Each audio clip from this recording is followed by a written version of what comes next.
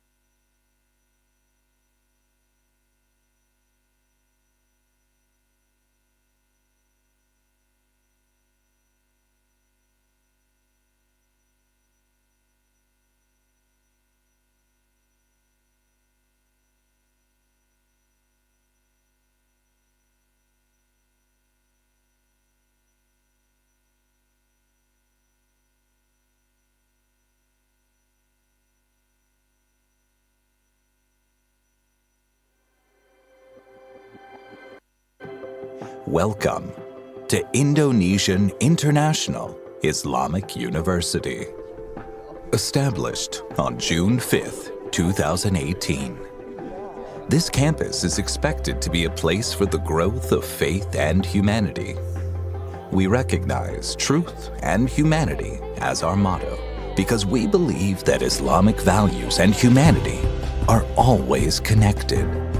As an inclusive campus, UIIU welcomes anyone, regardless of differences in religious background, ethnicity, culture, gender, age, and abilities.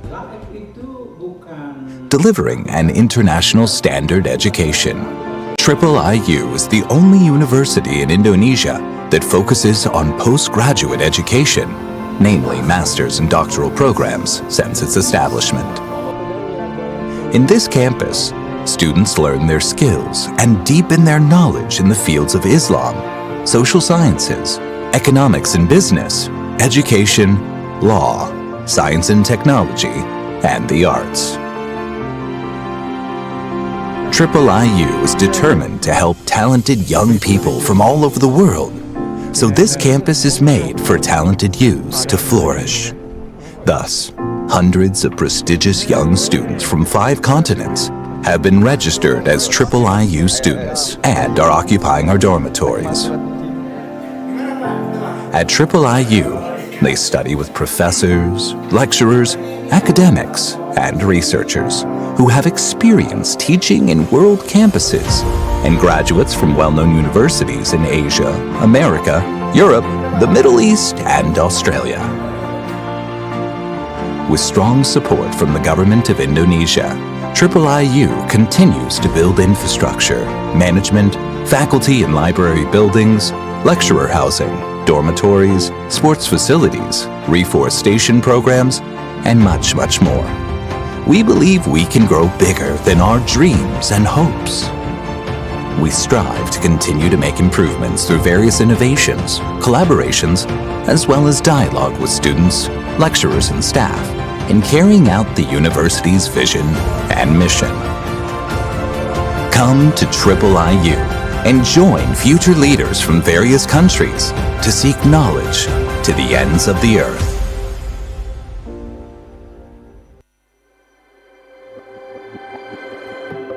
Welcome to Indonesian International Islamic University. Established on June 5th, 2018. This campus is expected to be a place for the growth of faith and humanity. We recognize truth and humanity as our motto because we believe that Islamic values and humanity are always connected. As an inclusive campus, UIIU welcomes anyone regardless of differences in religious background, ethnicity, culture, gender, age, and abilities. Delivering an international standard education, UIIU is the only university in Indonesia that focuses on postgraduate education, namely master's and doctoral programs, since its establishment. In this campus, students learn their skills and deepen their knowledge in the fields of Islam, social sciences, economics and business, education, law, science and technology, and the arts.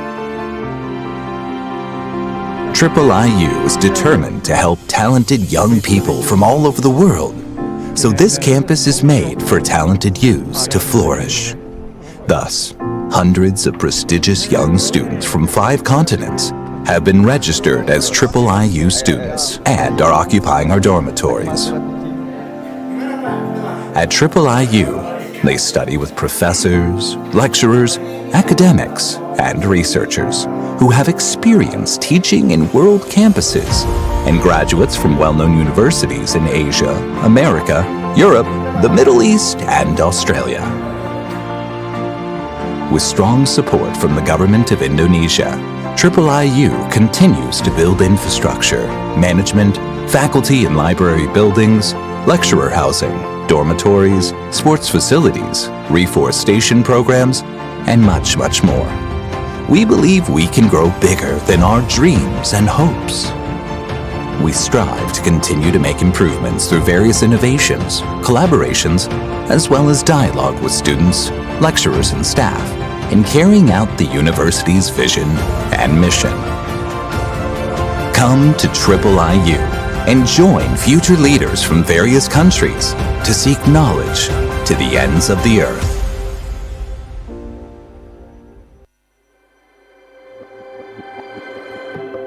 Welcome to Indonesian International Islamic University. Established on June 5th, 2018.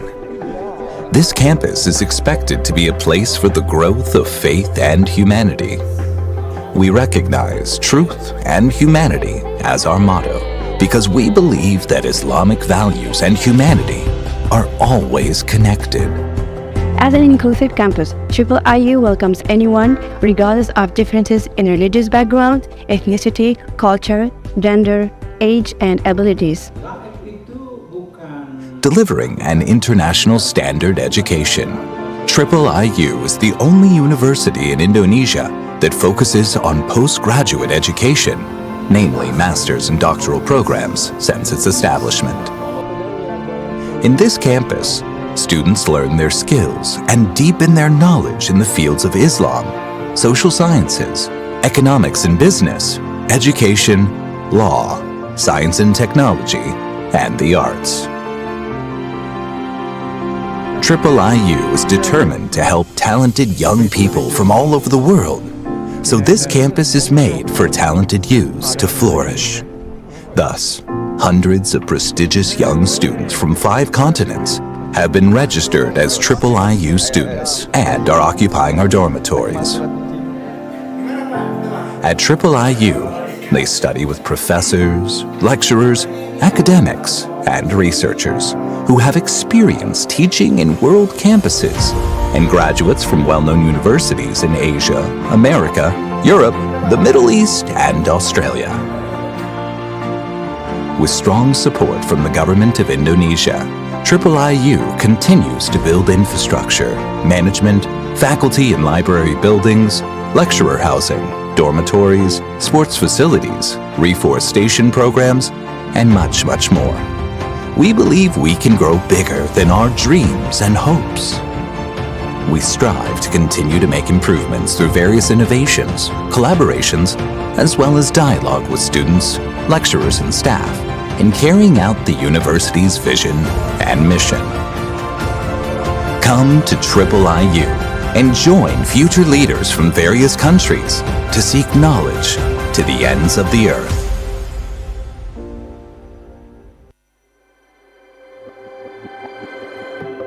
Welcome to Indonesian International Islamic University.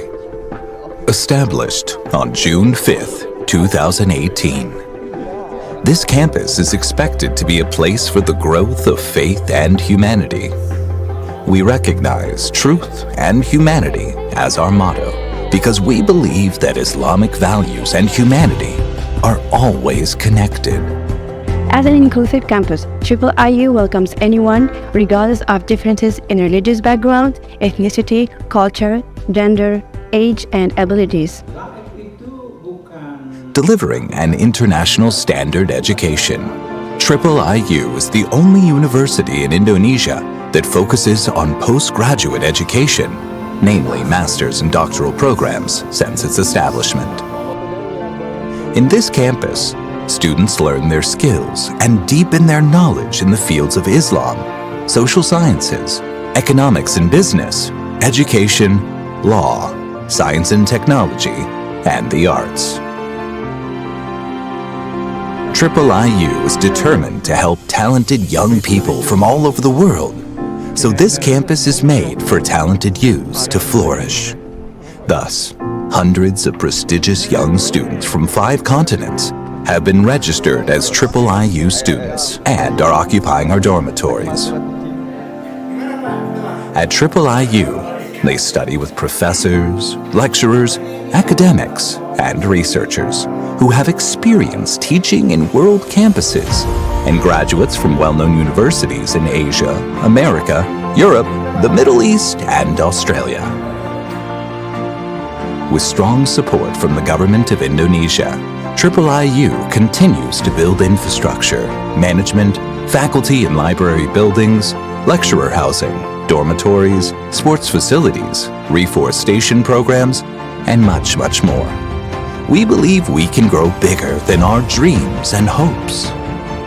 We strive to continue to make improvements through various innovations, collaborations, as well as dialogue with students, lecturers, and staff in carrying out the university's vision and mission. Come to UIIU and join future leaders from various countries to seek knowledge to the ends of the earth.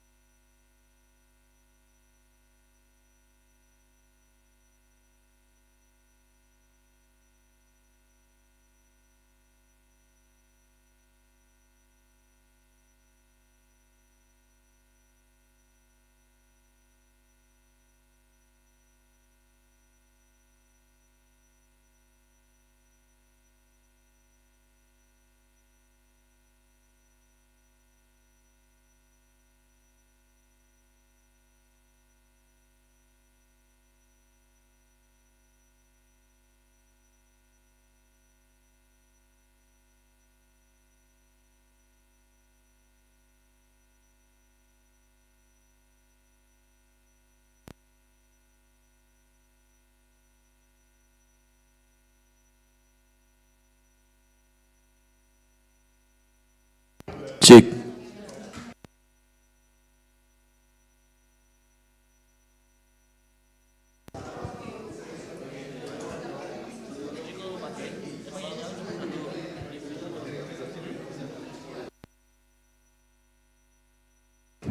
Satu-satu.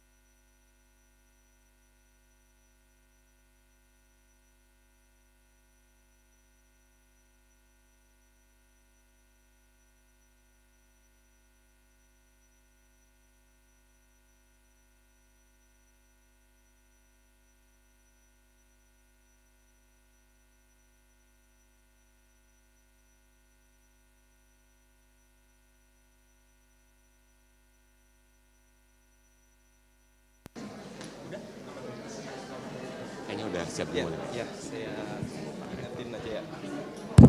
Tes 1, 2. Good morning, ladies and gentlemen. Please kindly have your seats as the event will begin in a few minutes. I warmly welcome you to the teleconference room located at Faculty B, Universitas Islam Internasional Indonesia. In case of emergency, please remain calm and exit through the doors available on my left-hand side. And we hope you can set your phones on silent or vibrate to keep the event conducive. Thank you for your attention and cooperation.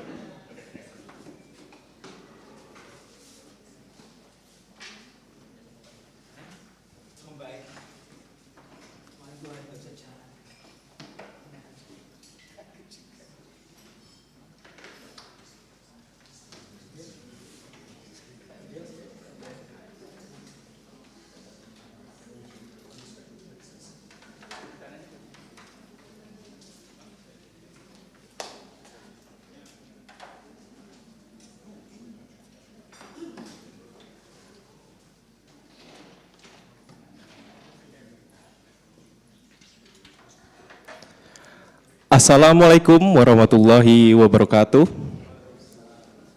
The Honorable Rector of Universitas Islam Internasional Indonesia, Professor Jamhari, the Executive Director of Yayasan Visi Indonesia Raya Emisi Nol Bersih, Dr. Susanti Sitorus, the Executive Board members of UIII, distinguished panelists, our beloved students, and all respectable guests. Welcome to the Commitment Initiative launching event. Allow me to introduce what Commitment stands for, which is Kerangka Ekonomi untuk Indonesia Tanggap Iklim, menuju Emisi Nol Bersih, otherwise known as Climate Responsive Economic Framework for Indonesia towards Net Zero Emissions Initiative. Commitment aims to strengthen Indonesia's economic policy framework to ensure resilient, low-carbon, and equitable Indonesia development. This includes engaging all stakeholders to manage the long-term potential of transition while also anticipating risks arising for climate change.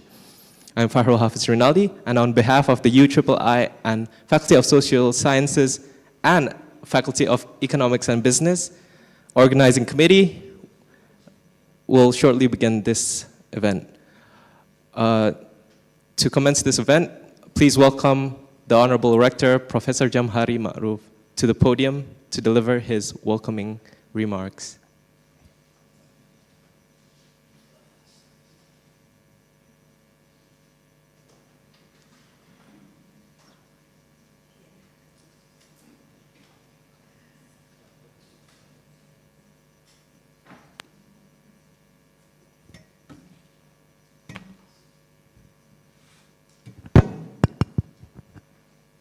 Bismillahirrahmanirrahim. Assalamualaikum warahmatullahi wabarakatuh. Very good morning to everybody. Distinguished guests, Ibu Susanti Sitorus, Ibu Surabi Menon, and also other scholars and academicians, Pak Dekan and Ibu Dekan, and students and researchers coming to this event. It is my great pleasure and honor to welcome you to Universitas Islam Internasional Indonesia and to this special event, the launching of, sorry Pak Siro, can you text?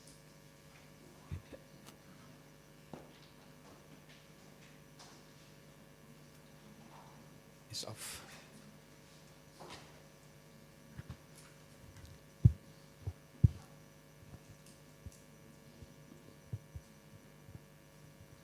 I repeat, it is my pleasure to greet you and to welcome you to our university, Universitas Islam Internasional Indonesia, and to this special event, the launching of the Komitmen Initiative, Kerangka Ekonomi untuk Indonesia Tanggap Iklim, menuju Emisi Nol Bersih. The Commitment Initiative is designed and implemented by the Faculty of Economics and Business in collaboration with the Faculty of Social Sciences and supported by Viria NEB. So welcome to our university, IIIU, so 3I. So you can imagine if Universitas Indonesia with one I is an excellent. So you can imagine our university with triple I. So we'll be excellent for this world and the world after. Bagus untuk dunia dan akhirat. This event marks not only the beginning of a new initiative, but a meaningful commitment to address one of the most urgent and complex challenges of our time, climate change. As we are aware, Indonesia faces significant challenges in addressing climate change. We are facing the dual challenge of sustaining economic growth while confronting the intensifying impact of the climate change. As a country vulnerable to rising sea levels, extreme weather, and environmental degradation, yet also committed to industrialization and poverty reduction, we find ourselves in critical balancing act. This is not just technical issues, it is a question of resilience, equity, and long-term national vision. At our university, we have always stood at the intersection of knowledge, inquiry, and impact. We believe that higher education is not only about understanding the world as it is, but also about imagining and shaping the world as it could be. The Komitmen initiative responds directly to the problems we are facing in building an adaptive economic amid the challenging climates. It aims to strengthen Indonesia economic policy framework to ensure resilient, low carbon, and equitable development. Komitmen also aims to engage all stakeholders to manage the long-term potential of transition while also anticipating risks arising from climate change.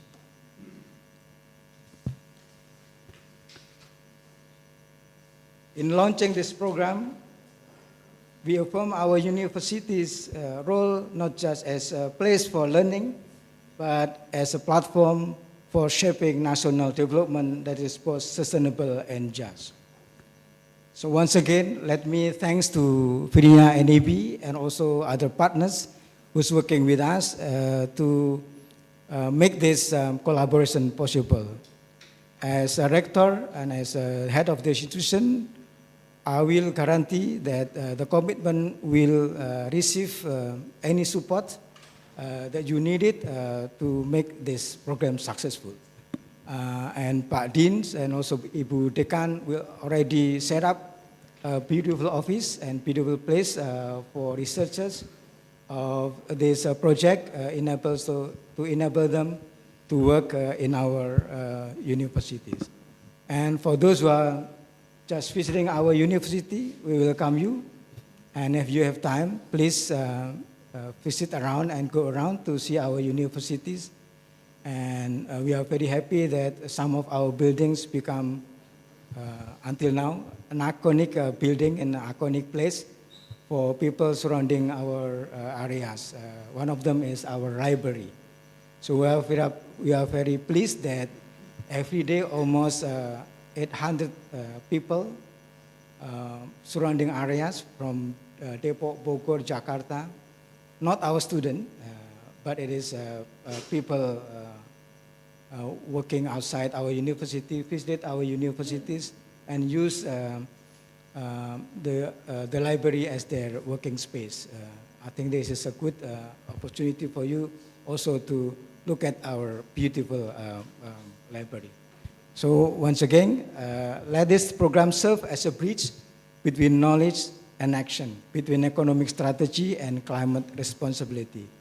Thank you for being here. Thank you for being part of this important beginning. Thank you. Assalamualaikum warahmatullahi wabarakatuh. Thank you, Professor, for your kind remarks. You may return to your seat.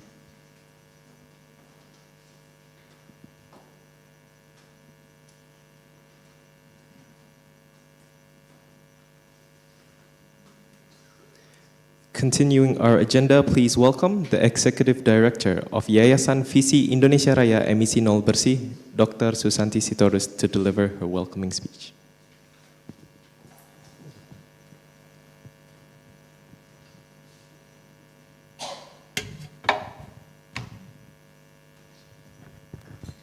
Rector of Universitas Islam Internasional Indonesia, Professor Jamhari Ma'ruf, the Dean of Faculty of Economics and the Dean of Faculty of Social Sciences of Universitas Islam Internasional Indonesia, Ibu Dian and Pak Phillips, distinguished guests and colleagues, Assalamualaikum warahmatullahi wabarakatuh. Good morning. It is an honor to be here today with our esteemed partners from Universitas Islam Internasional Indonesia and all of you. Our gathering this morning reflects a shared belief, which is also rooted in Islamic values, that change begins with intention, collaboration, and knowledge. This is becoming more important as the world is undergoing major shifts politically, economically, and physically. Physically, Professor Jamhari just mentioned about the adverse impacts of climate change, but even to every ordinary people, we can feel it, we can see it. We have had weeks of rain in the month of July, which is typically a month of dry season. And politically, you have read from the news, there have been a wide range of changes, both internationally and domestically, some of which are deeply, deeply concerning and raising insecurities about our collective future. Economically, change is also happening, and many of which are shaped by the changing climate and politics, geopolitics also. And we, scientists, economists, policymakers, philanthropists, and many other actors are not fully well equipped to deal with the shifts and the transitions that this shift brought. So we are here, I believe, because we recognize that accelerating the transition to a net zero society that become a goal for our foundation and also becoming the goal for the world depends on building confidence among all stakeholders in the economic risks and benefits of that transition. So we are a climate foundation. UIII was established in 2022 to serve as a bridge between philanthropists and local partners and to facilitate programmatic partnership to support Indonesia accelerating the transition toward net zero emission goals with a focus on energy-related sector. At UIII, we believe this shift must go hand in hand with building a sustainable and inclusive economy, one supported by sound macro and microeconomic frameworks. So it is in our vision the goal for net zero emission with the regenerative and equitable economy. We truly believe that the outcomes from net zero emission should also about economy that works for everyone. But first of all now here, as we are trying to achieve the emission goals, we have to, we can only do that if the economy, our economy is in a good shape. And we believe we are not in that, we don't have that condition. And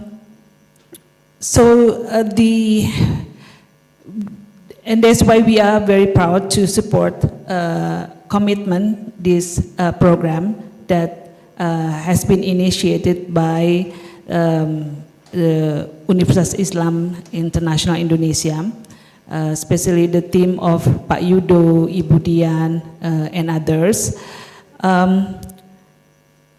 KOMITMEN is designed not just as a technical intervention, but as a collaborative platform. It brings together stakeholders to ensure that our policies address both macro and macro level vulnerabilities with evidence, inclusivity, and shared purpose. So we, in UIII, we are trying to build this capacity for economists to help us, to help the policymakers to guide us through this transition.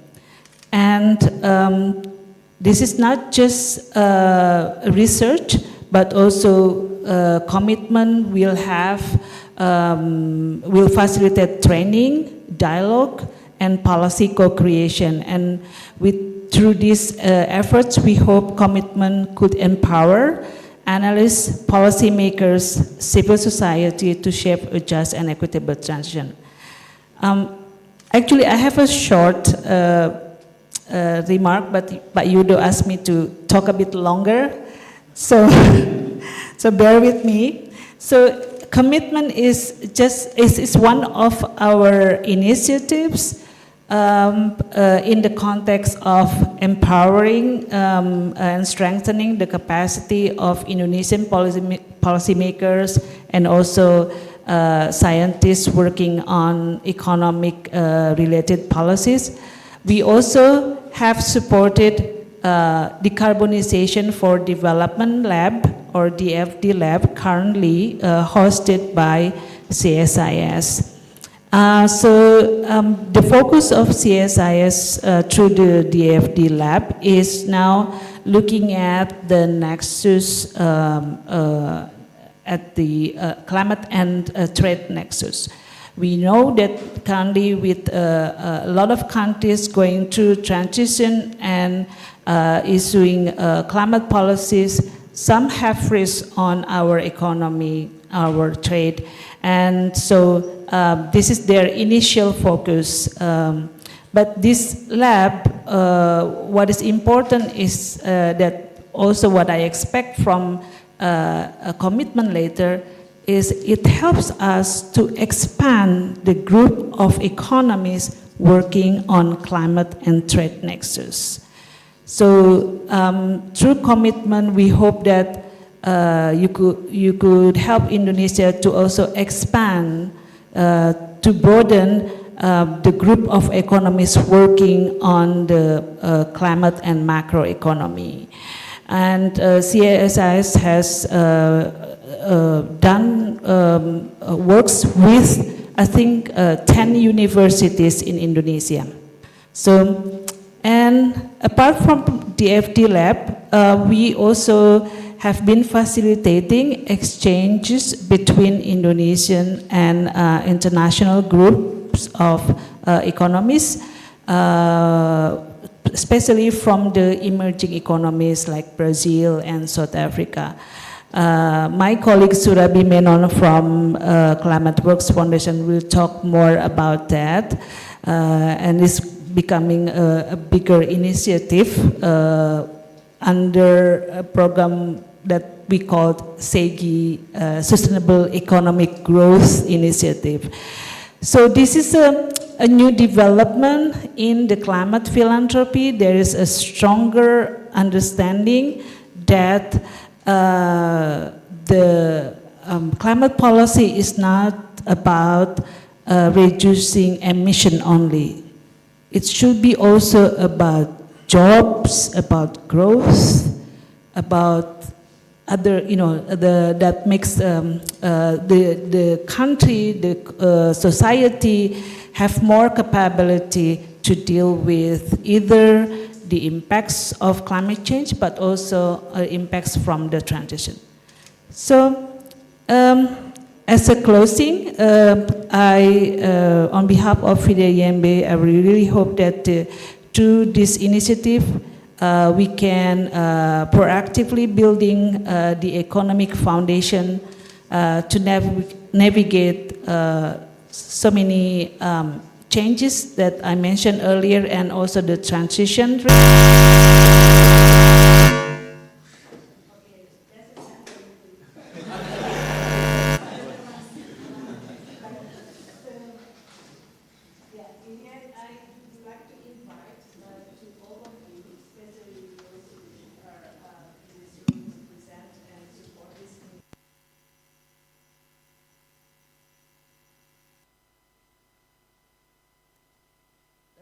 the commitment will launch and organize later throughout in the coming months. We need all this collaborative, all hands on deck mode to build a prosperous, regenerative and climate resilient economy for us now and generations to come. Thank you very much. Wassalamualaikum warahmatullahi wabarakatuh. Thank you very much, Dr. Sitoris, for your insightful remarks. We will now we'll now enter a photo session, a quick one. Yeah, with the Honorable Rector, as well as all the panelists and moderators. Yeah.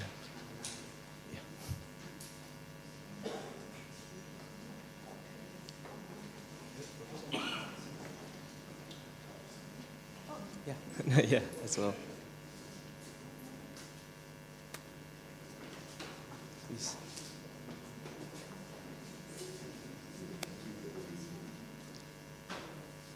So to the UIII media team,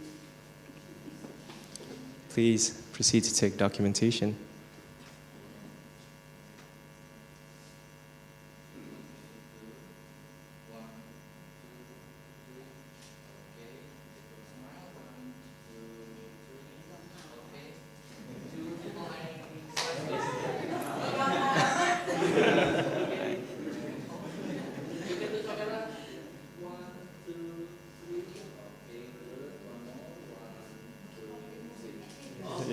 All right, thank you very much.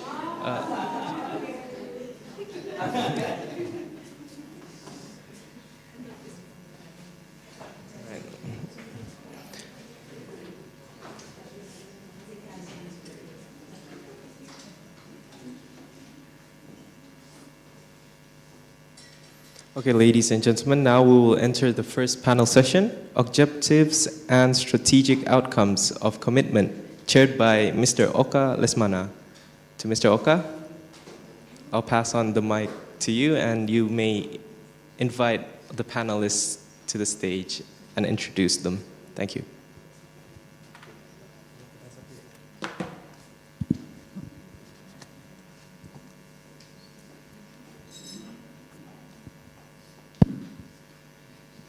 Thank you so much.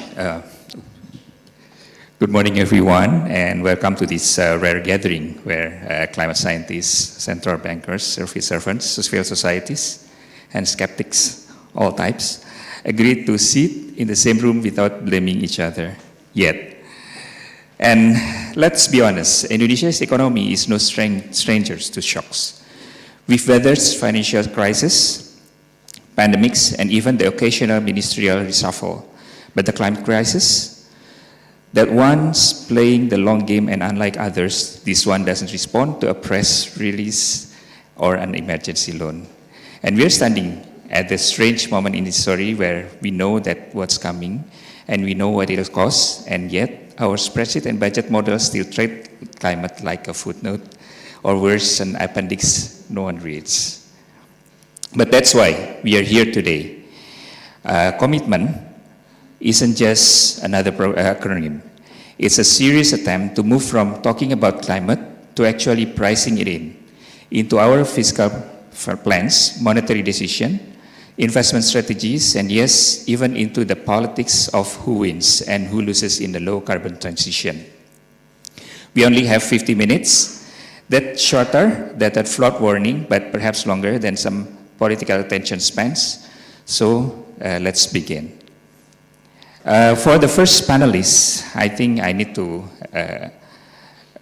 give some introduction. Our first panelist is someone whose calm demeanor hides a dangerous skill. He makes macroeconomics sound very fun. Dr. Teguh Yudo Wijaksono is the head of doctoral program in economics at UIII and former head of the Mandiri Institute. He advised the Ministry of Finance shape revenue policy at Prospera and consulted for institutions like the World Bank, ADB, and ILO. And in short, if you're wondering how to integrate climate into fiscal policy without setting an economy on fire, he's the guy. Dr. Wicaksono, we are super excited about this commitment program initiative. Next up, we have someone whose face you probably recognize for every TV panel during election season. Usually the one staying calm while everyone is panicking. Dr. Vermonte is the Dean of Social Science of UIII, former Executive Director of CSIS and Chair of the Indonesian Pollster Association for the last 10 years. But he just handed over last week, and he's a nationally trusted political interpreter, and let's admit it, the one person on this panel who might actually enjoy being asked, so what's going to win the next election?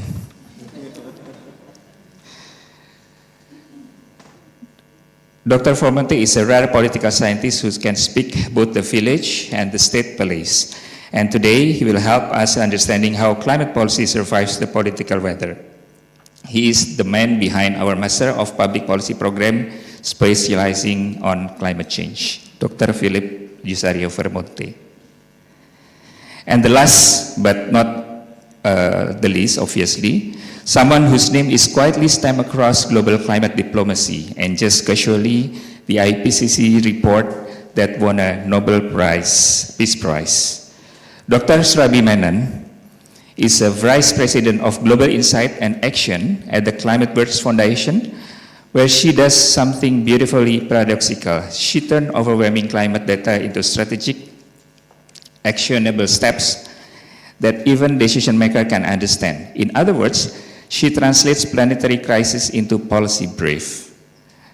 And Dr. Menon is the former Executive Director of Partnership at COP28. She's a PhD atmospheric scientist and an MBA in sustainable management. Basically, she models climate and also knows how to fund it. Today, she will enlighten us about Sustainable Economic Growth Initiative, SEGI. So let's begin. Perhaps we start with you, Dr. Wicaksono. The floor is yours.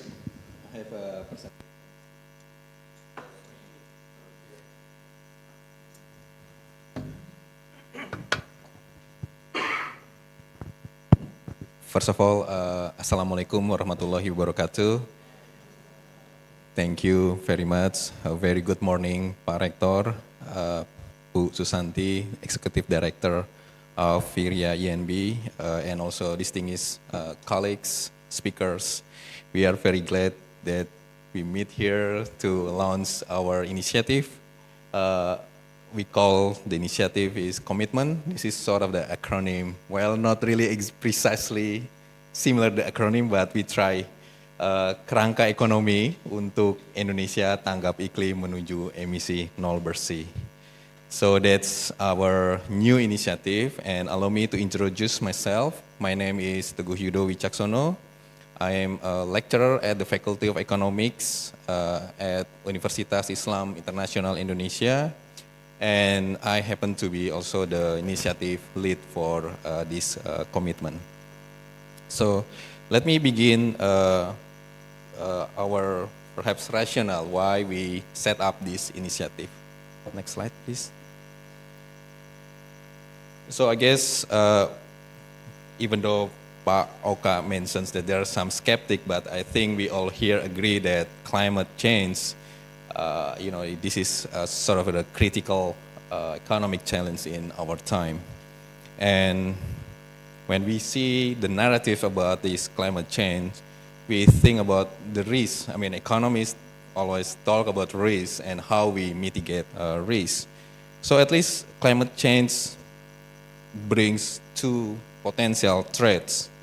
First is physical risk, physical threat like extreme weather.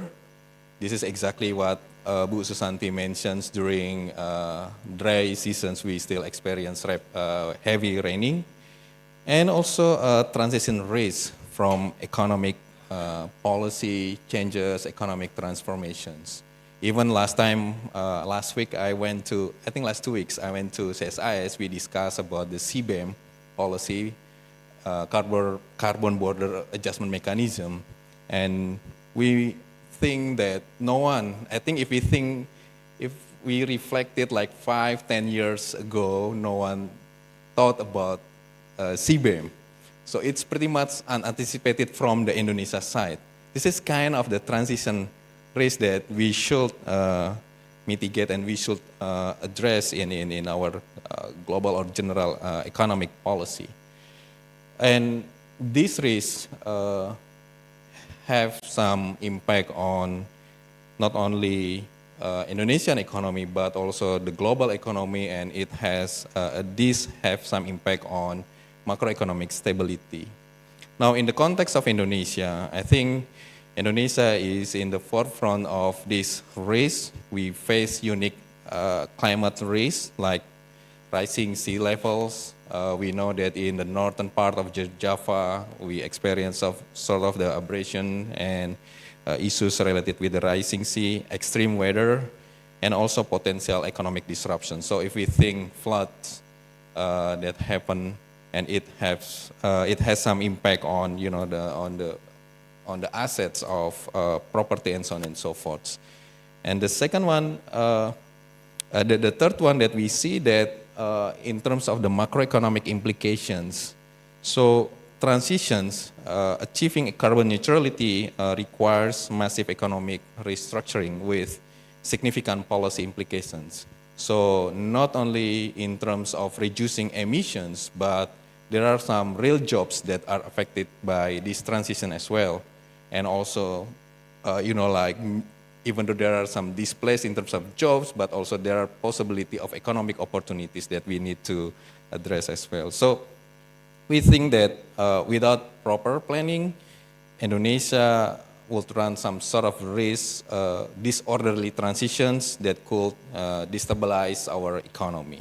So that's why I think this is the rationale why we think commitment is a strategic initiative. So next slide, please. What is commitment? Commitment basically represents our, this is a joint collaboration work with from Faculty of Economics and Business, and also Faculty of Social Science. Both faculties have their own strength.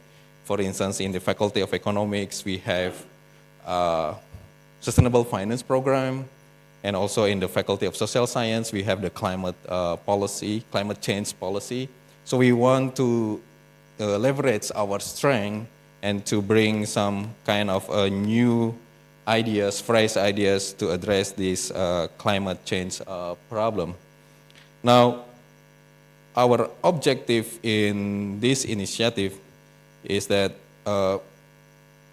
we want to develop a responsive macroeconomic and fiscal framework and tools that really integrate climate risk. But we are going to move beyond this framework.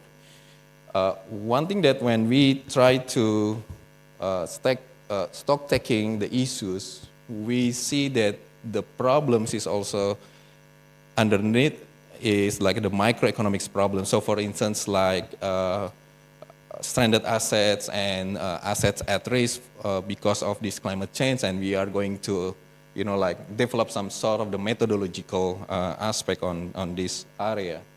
And the last one that we are trying to do is part of this initiative, we are going to build sort of the capacity and collaborations. So the very fundamental philosophy of this initiative is it's open platform. It will foster a network of stakeholders, and we strengthen the capacity through collaborative research and also policy dialogues. So let me explain the problems that we are trying to address with this initiative. Perhaps next slide. So when we design the program, we have identified at least there are 3 potential gaps. And these gaps are actually interconnected, and these gaps become challenges that we have to address simultaneously. First is about the policy gaps. So in terms of the policy gaps, we observe that there are needs for policy tools. So for instance, like macroeconomic policy at the moment have not been fully adopting yet climate responsive tool. And the other area that we observe is the fragmented policy. So for instance, like monetary authority in Indonesia, Bank Indonesia, OJK, they have their initiatives, and also the fiscal authority from Ministry of Finance, they have also another initiative, carbon tax, and so on and so forth. But we've seen that this kind of initiative haven't been like created to be coherent. So we see that this is some sort of the policy gaps that we need to address.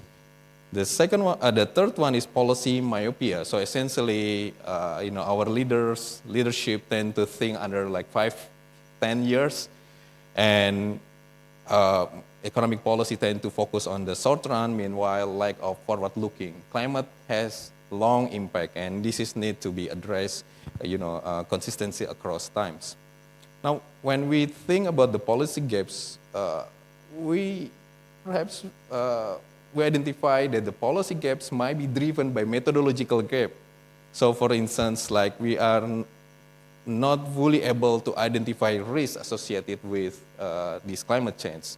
Perhaps there are few tools to assess impacts of climate change. Meanwhile, these risks actually threat the overall stability of our macroeconomy. And we think that in terms of this methodological gap is massive capital reallocations for doing the transitions. So some study estimate that we need 9.2 trillion annual investment for net zero transition. So this is kind of the massive capital reallocation. The third one that we identify in terms of gaps is coordination gaps. So climate transitions require strong coordinations across sectors. So not only monetary authority, not only fiscal authority, but also the technical ministries as well. And that's why part of this initiative is we are going to build collaborations, we are going to engage policymakers, academics, civil society to together build, not only research, but practical implementations in terms of policy.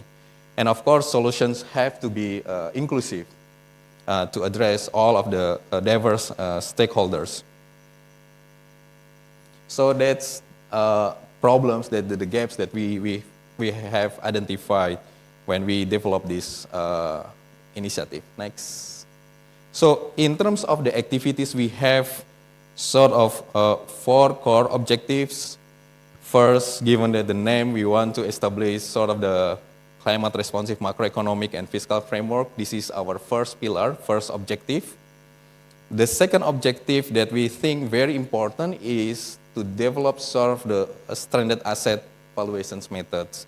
So one is from coal and energy sector is very well developed. Another that we think is very important is valuations on the property and land. Why? Because in terms of the policy, we know that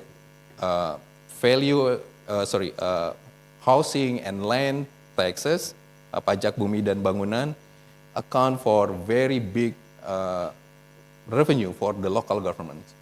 And the way the local government assess land value is going to increase over years. Meanwhile, we know that, for instance, in some places, the asset values are actually declining because of this rising sea level, because of regular floodings, and so on and so forth. So this mismatch between the true value and the value that is assessed by the local governments will create long-term fiscal problem in Indonesia. So that's the reason why we include this methodology. Another one, of course, if we pick this, if we think this in terms of the macroeconomic impact, don't forget that some banks, use the mortgage, and then and 1 or 2 banks, for instance, that give credits to KPR, to mortgage, will be at risk for the impact of the climate change. So that's why In this case, we also include this valuations method as part of our activity as well. Now, we are going to do the capacity building. This is as part of our objective as well. Basically, in the beginning, we are going to engage policymakers. We have identified key stakeholders from Bank Indonesia, OJK, Ministry of Finance, LPS as well, and financial sectors, together to work in this climate responsive macroeconomic and fiscal framework, and also to develop kind of collaborative framework with both policymakers and private sector as well. And that's why the last part is our approach is about the multi-stakeholders collaborations for policy action. Next. So this is more details about our approaches to achieve the objectives. So in the first pillar, we are going to develop macroeconomic model and policy framework that integrate physical and transition climate risks. We learn from international benchmark practices from other international institutions as well. We are going to map out macro and fiscal tools, measures. Basically, we are going to stock taking the current policies, both at the monetary and fiscal policies, and we try to benchmark with other countries and what we can adjust in Indonesia from those policies. The third one is provide a crucial reference for national and subnational policymakers. On the stranded asset valuation method, we are going to develop sort of the standardized approach, and we are going to begin with priority sectors. I mean, like with this activity, we are going to focus on energy sector, particularly on coal, housing in climate vulnerable areas, and also palm oil plantation. Of course, we are going to, include other sectors as well, but this is the three that we start to analyze. And we hope that we can address some sort of the critical gap in terms of the policy.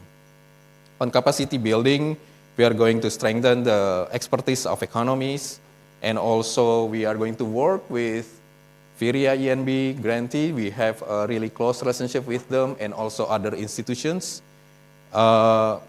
We will produce knowledge products, generate academic working papers, but of course we will have some policy dialogues to disseminate insights, and we try to have kind of the climate policy champion. So we identify regions, local district leaders that are really committed to climate policies, and strengthen their capacity and help them to design a policy.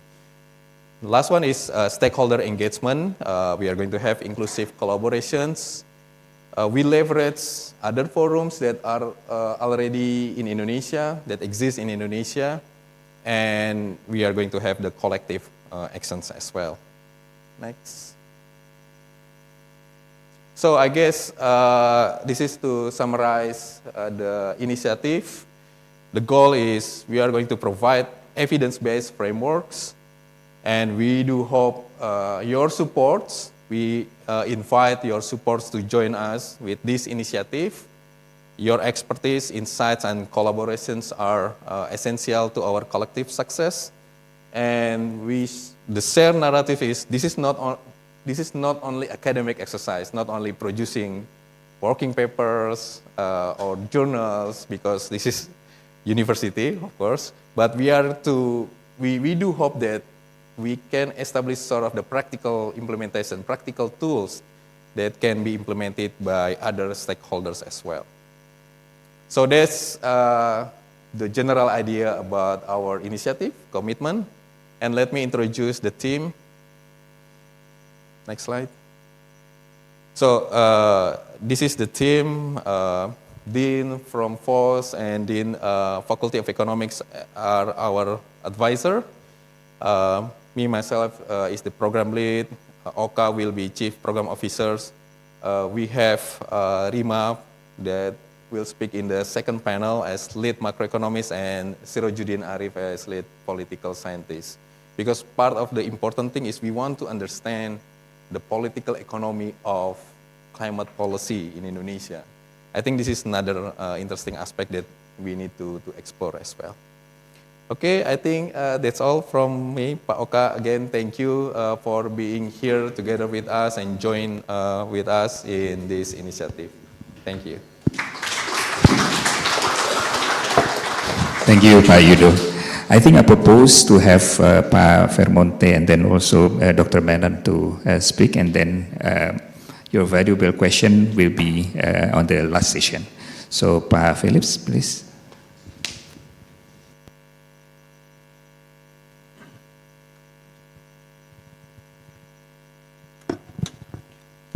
Thank you, Pak Oka. Assalamualaikum warahmatullahi wabarakatuh. Very good morning, everyone. Again, on behalf of UIII, I would like to echo what Professor Jamhari, our beloved rector, welcoming you to the university. And because this is new university, there will be a lot of introductions for all of you who are coming to the university for the first time, and as well for those of you who are coming second time or third time. There are always new things at this new university. We like to call this university a startup university, right? Because under the leadership of Professor Jamhari as a rector, and the previous rector, Professor Komarudin Hidayat, who is not with her with us today, we are given a very wide opportunities by the leadership of the university to initiate, start a program, and then establish basically whatever we want, as long as it will not cost a lot of money, according to our rector. And then if we could as well find alternative sources of funding, because in the end, this is a new university with a mandate of becoming an international university with international students. The university is 4 years old.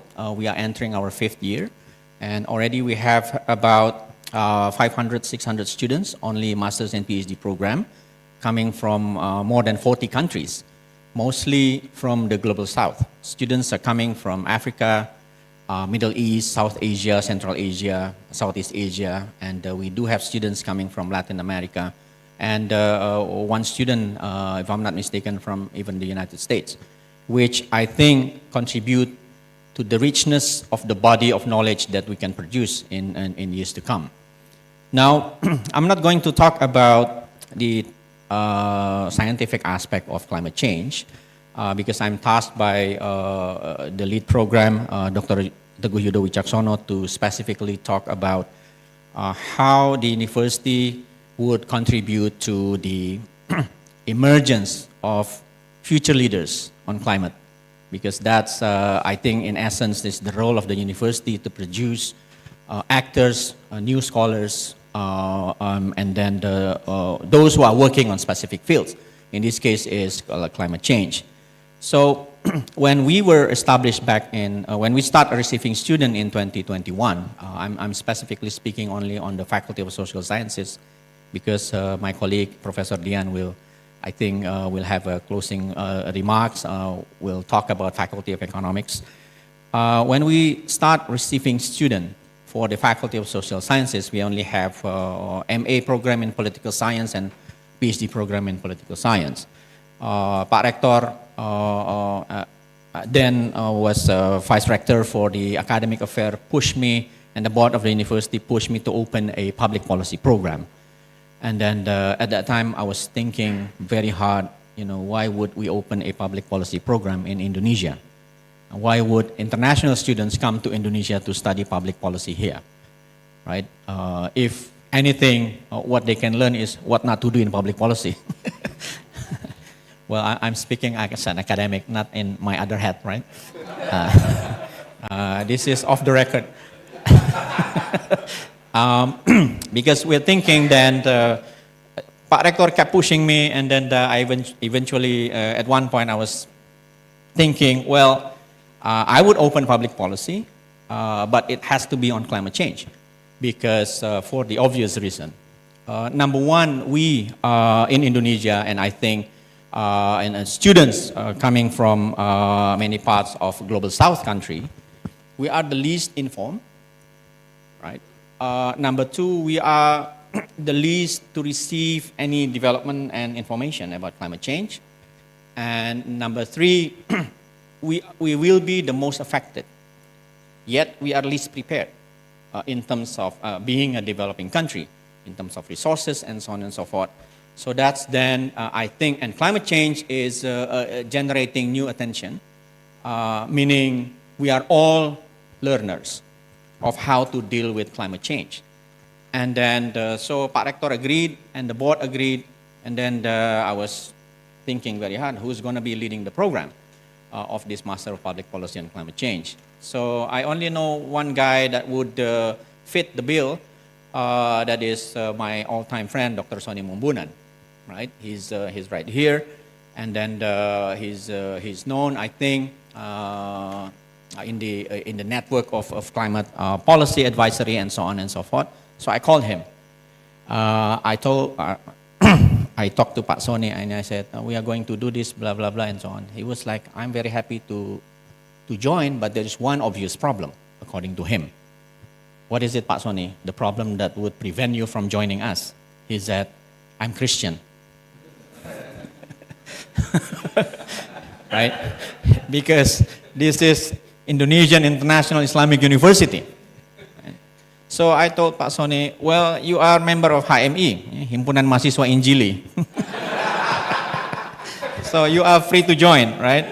And then, but that, I think, exactly the point, because climate change is a global problem. It cut across different religions. It cut across different countries. No matter whether you're a rich country, you're a poor country, you are affected. And then, so I persuaded him, and we are lucky that he agreed to join and lead the Master of Public Policy and Climate Change. And he's a German-trained economist, very disciplined and so on. So we are happy where we are now with the climate program. So as we prepare the program, I'm sitting with Pak Sony, writing up the proposals and so on and so forth. He got a phone call from Dr. Michel Schaefer, who are here as well. And then Dr. Michel happened to be just arrived in Jakarta, right? And then he know Pak Sony for a long time. He had to be here because his wife got assignment as a diplomat in the Netherlands embassy. And Pak Michel was asking Pak Sony, what can I do in Indonesia? So then the next day, Pak Sony met him. And then the rest is a story. You know how it is, right? So stars are aligned for us. Because Pak Michel, of course, many of you know, he's one of the author of the UNFCCC report. He's a climate scientist. And then he helped us building this new program. Now, the good news, we're not stopping there. So we had a new PhD graduate from the University of Wisconsin-Madison, Dr. Priza. Right? So he came here when we were preparing, and then he knew one of us at the Faculty of Social Sciences.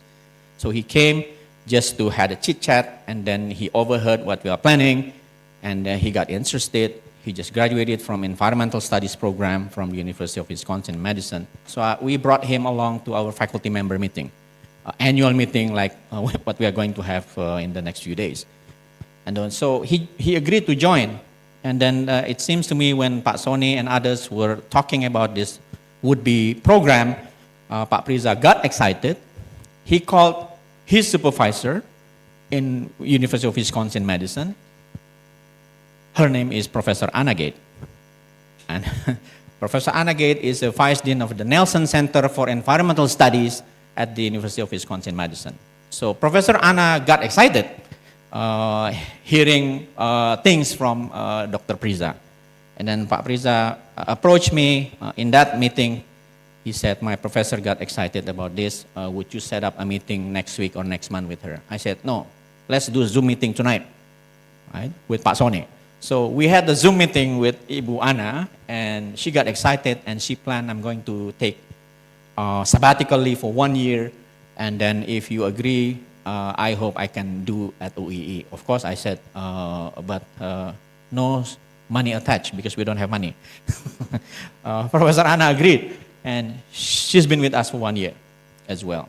Now we have a good combination of Pak Michelle on the science part and Bu Ana working on the ethics part of climate change, the social science aspect. She's author of the famous book, Muslim Environmentalism.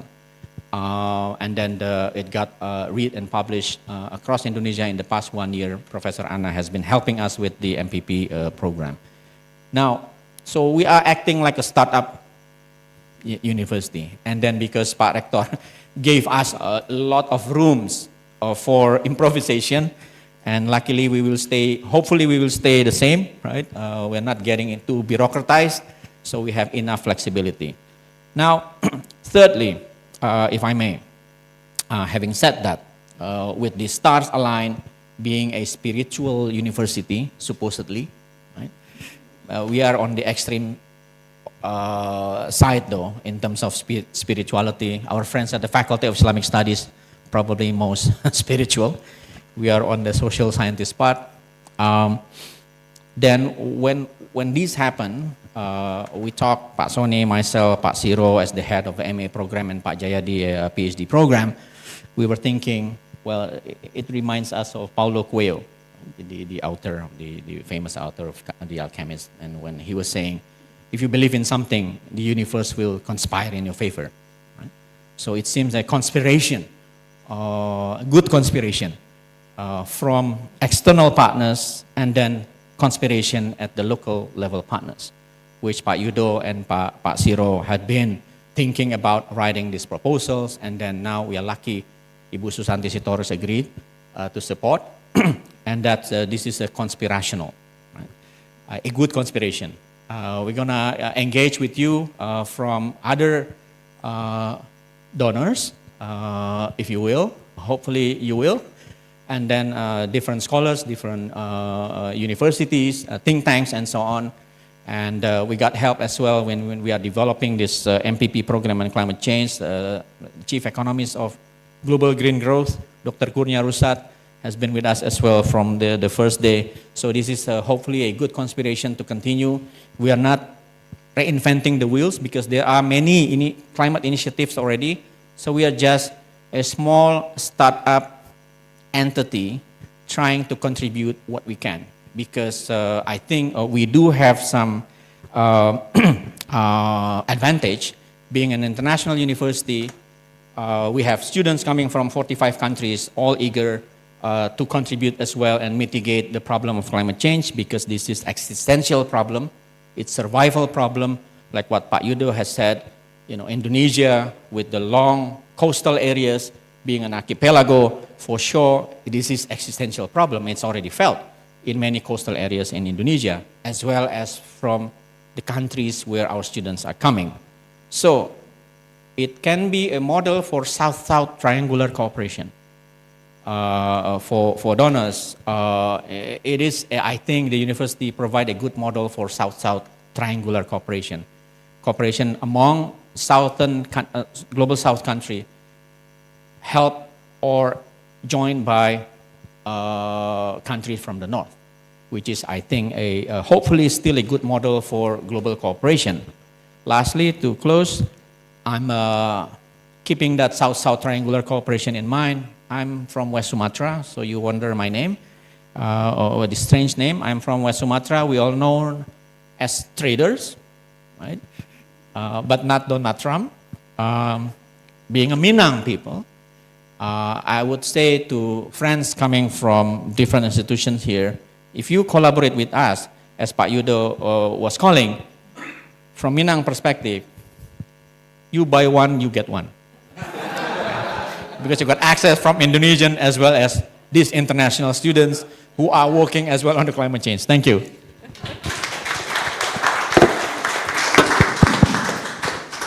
Thank you so much, Pak Phillips. So we invite Dr. Menon, please.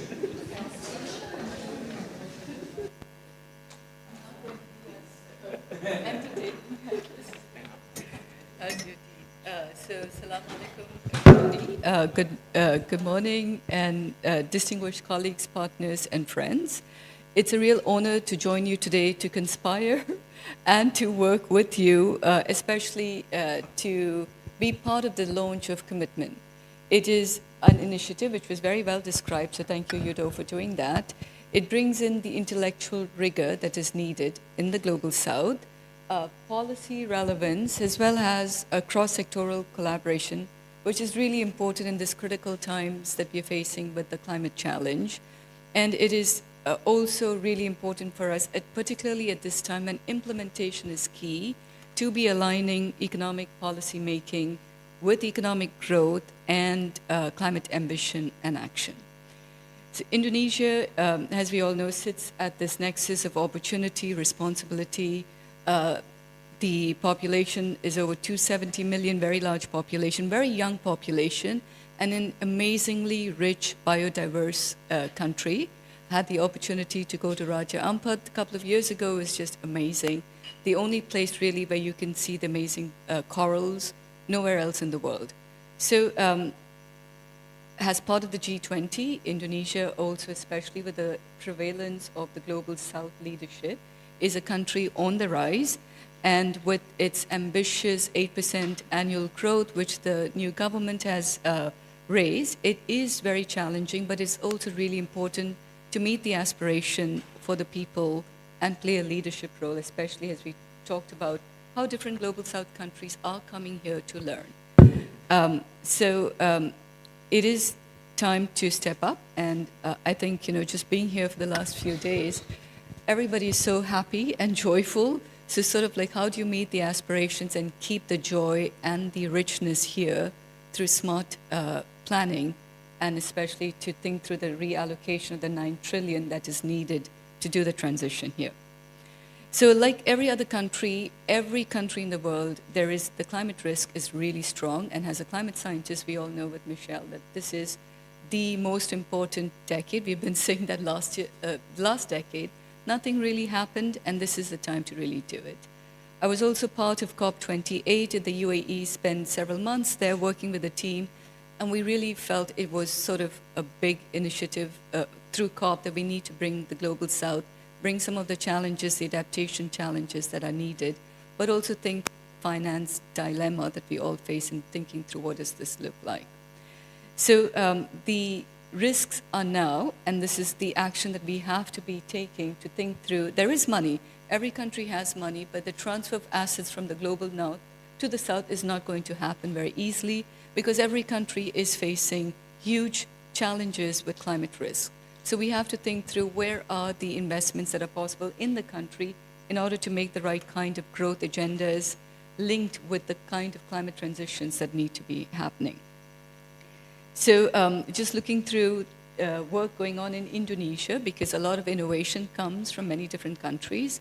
Like we had the JETP through South Africa, and then Indonesia also has been working on the JETP, but also the fiscal planning reform that has happened here through, I think you mentioned a little bit, the climate budget tagging, which is really important, even though it might sound boring, but that is really important.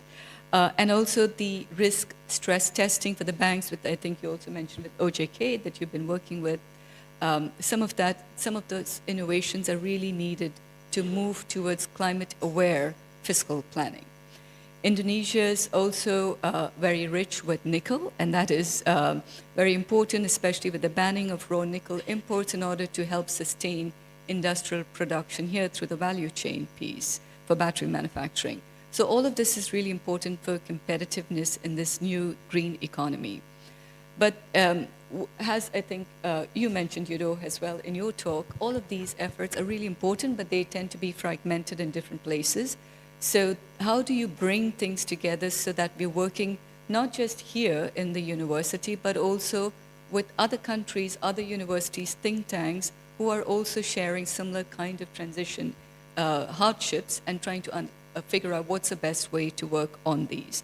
So this is where smart economic planning comes in. And KOMITMEN is exactly in that same direction of how do you bring in looking at the methodological gaps, you look at the policy gaps, and then you look at where can you grow the capacity and build a collaboration. So what we have launched at Climate Works, which Susanti has described a little bit, is the work that we are doing jointly with Susanti's team in Indonesia with Virya ENB, with our colleagues in India through the Shakti Sustainable Energy Foundation, with our colleagues in South Africa through the African Climate Foundation, and our colleagues in Brazil through the Institute for Climate and Society. Really exciting that a lot of these, in these countries, there are initiatives like KOMITMEN that are being set up to help local economic experts to grow their capacity and be part of the international community to exchange tools, analysis, issues, topics, North-South collaboration. So it's not just Global South going to the Global North, but how about the Global North coming to the Global South or South-South exchanges? So we're trying to build some of that. And so we are all working on new stuff. So we launched newly a Sustainable Economic Growth Initiative jointly with our colleagues in Indonesia, with Susanti and her team, South Africa, Brazil, and India, where we are jointly looking at three things. One is how do we work with macroeconomist experts in the countries who are going to be the leaders who the government will listen to, help build capacity there to work on key topics that are not defined by us sitting somewhere else, but within the countries, working closely with the policymakers, with the politicians on the social side. What are the key emerging topics that are important for the solutions don't exist? Solutions meaning the tools, the analysis, the evidence, all of that which are needed for decision making. And we don't have time. So we're already exceeding 1.5 degree threshold, the global threshold, but for every region it is very different because it's already beyond that. So we're looking at 4 thematics, which are around how do you align climate ambition within limited fiscal budget? So how do you make space in your budgets? So the reallocation of the 9 trillion is part of that. Climate risk we're all facing, what does that look like when you look at fiscal budgeting? How is the Ministry of Environment talking to the Ministry of Finance?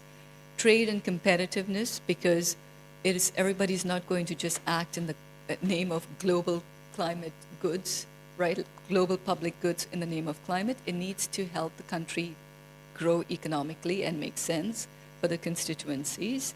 And then how do you deliver on inclusive growth?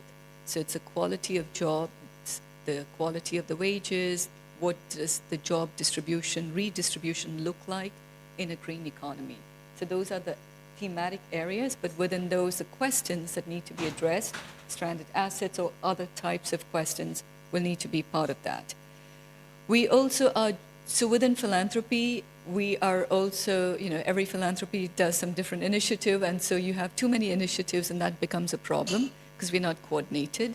So what we're trying to do on the philanthropic side is work very closely with all of the foundations as much as possible for those who are keen on economic growth.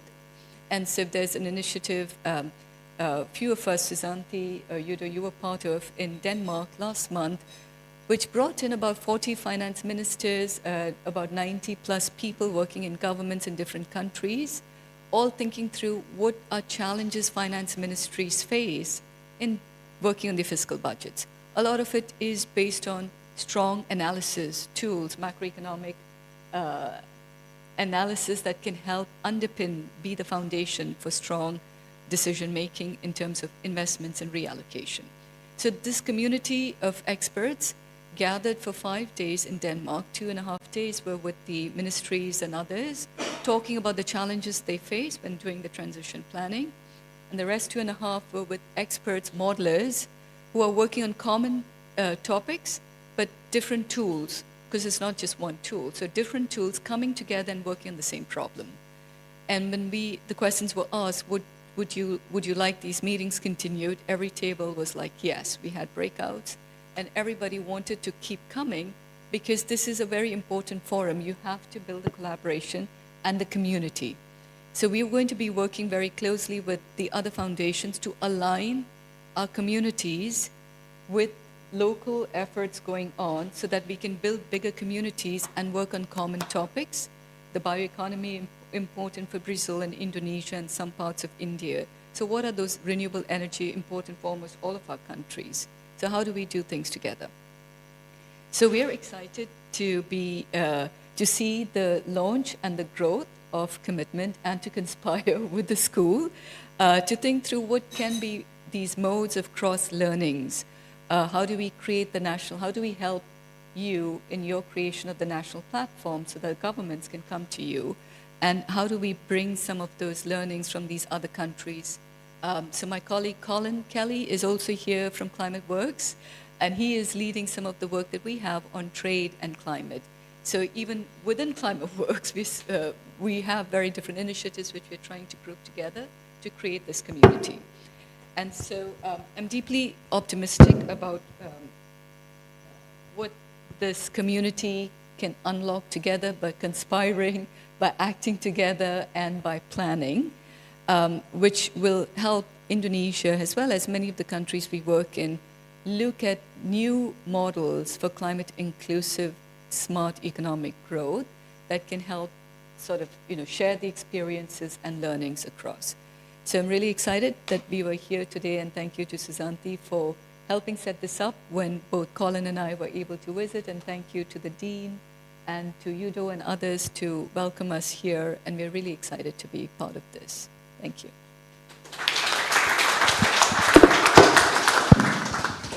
Thank you so much, Dr. Madden. So I think for the interest of time, but we would like to invite some questions. So perhaps we could invite 2 questions first, and then if you ask the question, please mention your name and your the institution you are working with.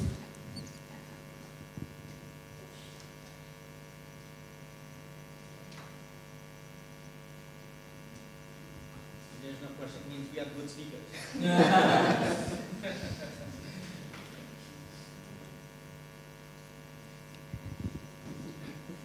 All right, perhaps, okay.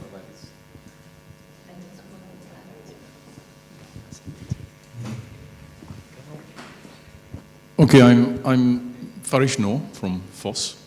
I'm not trying to throw a spanner in the works, but thanks to social media, Trump has announced a new deal with Indonesia. And this is widely circulating on social media today. How would events like this impact on the long-term prospects of what you're trying to do? Because we're talking about engaging with the issue of climate change in the context of an international economic political system which is increasingly transactional.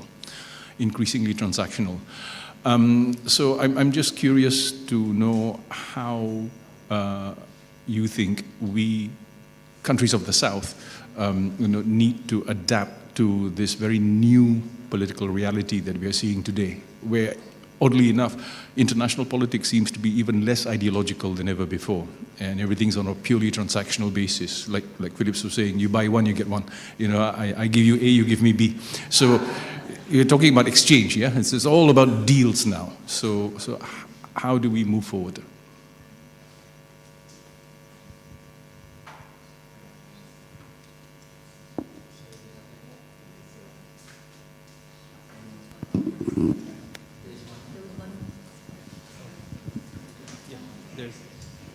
Yes, please. Hello, my name is Maulidia Kutratunada. I'm a student in Master of Public Policy focusing on climate change, and I don't think I have right to ask question because I'm such a newbie compared to you guys all, but because there is no participant who raised their hand, so I brave myself. So currently I'm working on environmental urban transformation in IKN, Nusantara. And given that Nusantara is envisioned by Green City Living Lab, so in my, based on my perspective, it can be a tipping point for us to have like policy transformations and energy transitions in Nusantara. So how does, my question would be, how does Komitmen plan to go beyond developing a policy framework to more strategically timed policies. So I remind this kind of subject from Pak Soni's class, policy sequencing. To more have strategically timed policies to prevent policies myopia, like Pak Yudo mentioned, or static efficiency. To ensure that net zero emission by 2045 in Nusantara is achievable, which is 15 years earlier than the national plan, which is NZE by 2060. I think that's my question. Thank you. All right, thank you. So perhaps I would invite one more question. Yes.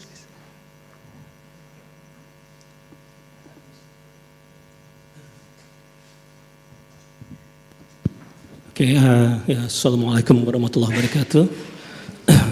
Yeah, my name is Danny Hermawan. I'm from research department of Bank Indonesia, and I've been teaching in this university for 3 years. I'm teaching 3 generations from 2003, 2004, 2005. So I know a lot of students here.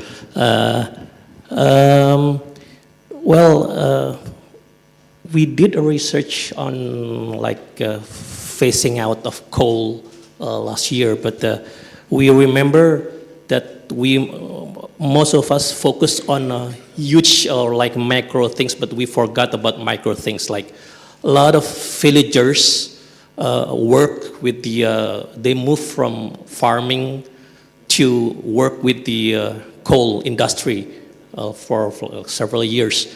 When, let's say, after 30 years or 40 years, when coal is phased out, we have to think about them, how the transition is affected the villagers that lingers around the coal industry. A lot of villagers are unable to forgot to do farming again, or the impact of the debris from the coal affected their farming lands. So we make a pilot project on Kalimantan, Kutai area, when we introduced permaculture, because the land is not available to farm anymore. So we can put model permaculture. So just to prepare them in the future. So when the transition is happening, they can still live with their traditional way of farming. That's all. All right, thank you so much. I think I would like to have who first going to answer the question, perhaps Pak Philips.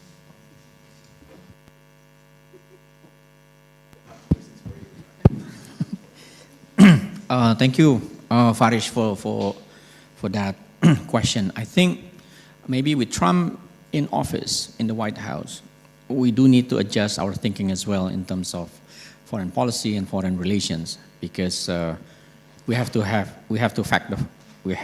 accept the fact that it is transactional world that we are living right now. But what we can do is to have, this is my personal view, principled transaction, i.e., if that fits the Indonesian national interest or your country's interest, that is a principle, transaction. Number two, Indonesia is now a G20 country, which is, according to Ibu Surabi Menon earlier, we are G20, we have to act like one. We are a G20 countries. When we are talking about the need for global north funding and so on to come down to global south in terms of financing the climate program or climate change mitigation and so on, that doesn't mean we are not investing on ourselves. I think a country like Indonesia also should invest on our own to do this program. As a matter of fact, this type of university is Indonesia's investment. We are not on the receiving end anymore, because we have to fill the gap as well. Number three, hopefully, Trump being in the White House or the US policy now go into this direction, hopefully will be temporary. There should be a wake-up call within the US. I think there will be, I think there has been political dynamics as well. And it's interesting to see what is happening in the US, rings a bell of what happened in the global South, that people disagree with the government, and then you have to come up and then find political solutions and so on and so forth. But that's their domestic problem. But I do believe that I think other countries might fill the gap, hopefully, because Trump and the US has been withdrawing from so many commitments from the UN, from climate framework, and so on. It is a wake-up call as well for us in the global South and global North, minus the US. Right? We've been, I think, for too long as well, very dependent on US contribution to so many global initiatives. Now, it's like, if you like an NBA basketball game, if the forward injured, others will fill in. Right? It's very interesting to see, the NBA basketball game. If one player injured, the top player injured, the others suddenly will be very active, and then fill in the gap. And I do hope that this kind of view among global South countries as well as others will trying to fill in the gap that the US has left in the past 5 years. I think that's my short response to. Actually, there will be a long question, the long answer to that question, but let's do another roundtable for that. Pak Yudo, please. Yeah, thank you, Pak Faris, for hard question. So yeah, I think it's unavoidable the fact that the policies are transactional, and sometimes we feel that when we view policymakers, particularly our government, we tend to think they have a single view, particularly regarding this climate change policy. But actually, they have diverse views. So within the government officials itself, they have strong, very ambitious supports for the climate transition. So that's why the key thing is to really find this kind of the champions within the government. And so, for instance, I went to there was a discussion about the new legislation about climate change mitigation coming from our legislator. And there are a couple people from the government officials, exactly they have different views. Some, they have very ambitious view about these, contributions to reduce emissions. So that's I think, very interesting to see and to navigate which one that the champion of the climate change policy. And the second one, I guess, related with this transactional policy and the views, different diverse views of the government. I guess some of all thinking perhaps they do not really, or they don't have really exposure about, or they don't know exactly about the risk or the policy tools to really understand the risk. So part of this process that we collaborate is, given there are a lot, some research studies in Indonesia regarding the climate change, some focus on, let's say, energy transition, some are focused on loss and damage, for instance, mitigations and adaptations. I think we need to have, many studies to really strengthen in terms of the methodology and also in terms of, convincing the government, the policymakers, if they don't act now, there are some sort of the risk, and this is evidence-based policy. So I hope that answers your questions. On the policy sequencing, and I think, yes, this is very important. Again, in Indonesia, we move 5 steps and then backward 3-4 steps, but that's part of the reform. That's part of the reality that we have to deal with. I mean, that's the process. And the policy sequencing, I think we are not able, given that policy reform that have been undertaken in Indonesia. So for instance, like, I think I always cite a success case about the social supports, bantuan sosial. It's very interesting. It's actually policy reform from fuel subsidy, and then suddenly we move into conditional cash transfer. And it was not easy to do. So if we reflected back into 2005, the first time when the government removed the fuel subsidy, this is also part of the climate change policy as well. You know, like, it was really hard. But again, the thing that I learned from this reform is there are strong academics that really support good policies and strong champions within the government that really agree with this kind of reform. Together we engage and then we move step by step into what we know about the social assistance program. So I guess, that's part of the process, policy sequencing. We are not able to do the reform in one night. It takes time, but again, that's part of the process. I think that's the answer. Thank you so much. I think we already covered the question. So thank you so much for Pa Phillips, Dr. Menon, and Dr. Wicaksono. I think we call it for the panel discussion first, and then come back to you. Thank you very much, Mr. Oka, to the panelists. A round of applause to the panelists. Thank you very much. So now, before we proceed to the second panel, which is climate integration in economic policy, we'll have a short break where you could help yourself with drinks and snack provided by the committee. The snacks are located right behind this venue, so feel free to use up to 10 minutes, I suppose. So we highly encourage you to return after this. Thank you very much.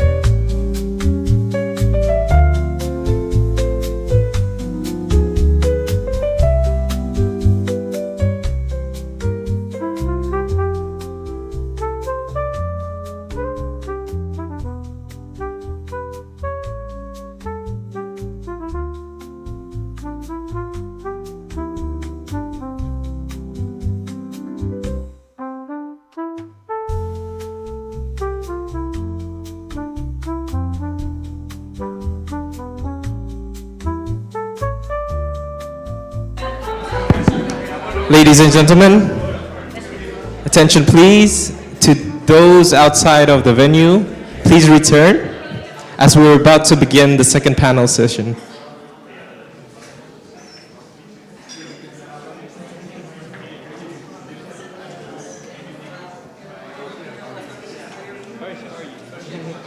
Headache right now.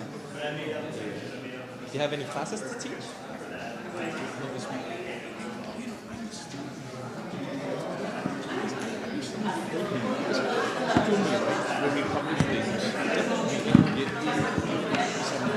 Oh, it's not out yet. So just keep track of what you're publishing, and then around September, you're gonna fill out. Yeah. All right. So we're gonna send an email to your. Yes. Yeah. Please. Yeah. Don't worry. Yes, I've got 4 weeks off.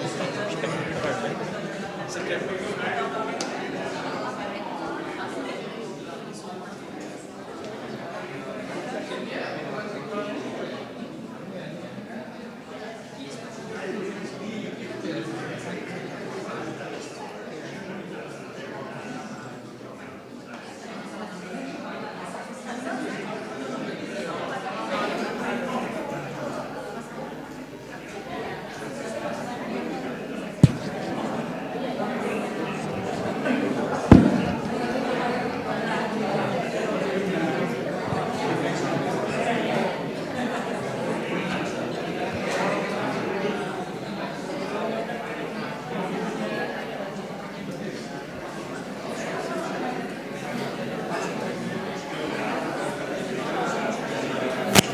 Welcome back, ladies and gentlemen. Just a kind reminder, we'll begin the session. Could we have some order in this venue?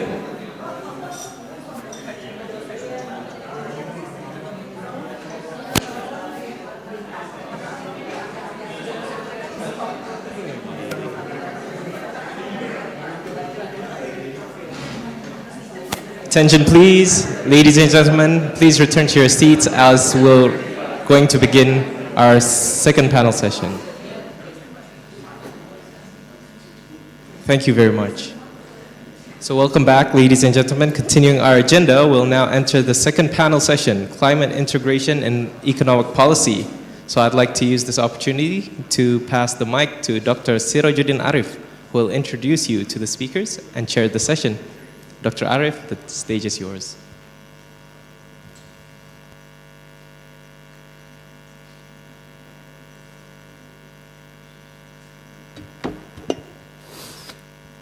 Thank you, Fahrul, and very good morning, near afternoon, distinguished speakers, guests, and all the participants. I'm Sirajuddin Arif. I'm political economy researcher with Komitmen.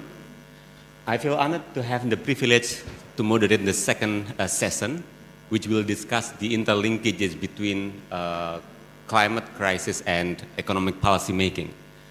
I believe we are all aware that we are now in the critical moment in which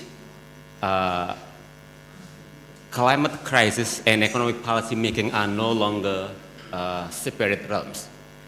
It has been for a long time that climate and economy used to be different spheres in which we live economy to economists and technocrats, and environment, climate to climate scientists. But now we believe that with the rise of the climate crisis, we have to change. We have to change the way we think about the crisis as well as the economic policy making, in which we have to integrate climate consideration with in economic policy making.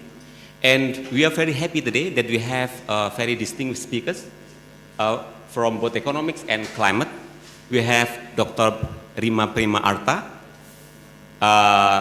Dr. Michelle Safer, and Dr. Sony Mumbunan. Let me invite them to come forward.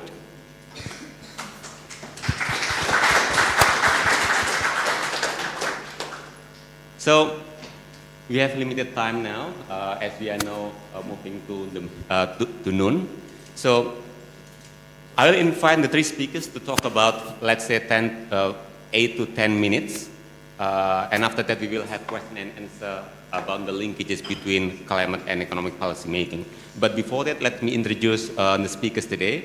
First, Dr. Rima Prima Arta, she is economist by training.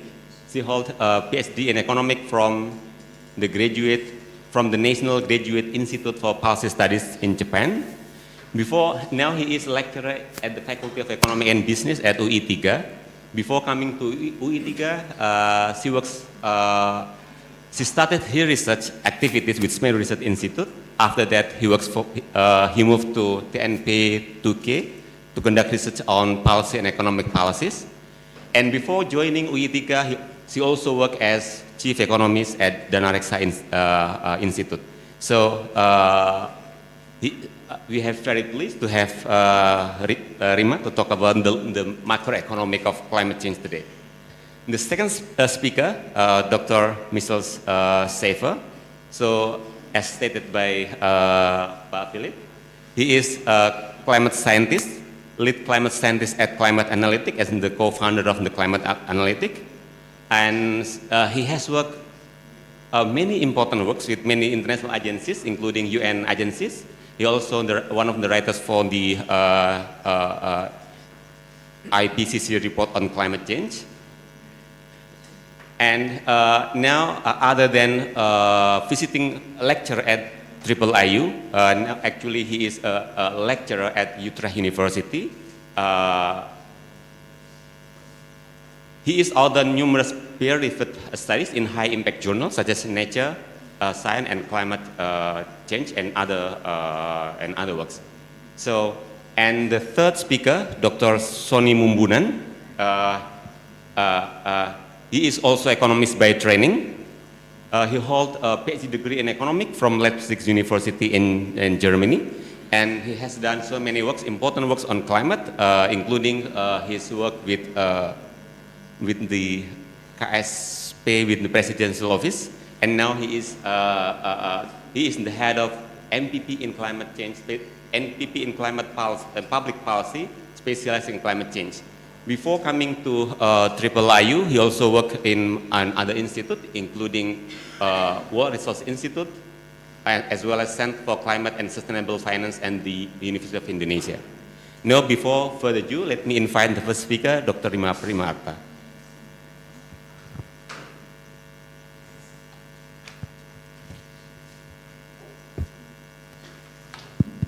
Thank you, Dr. Siro, for the introduction.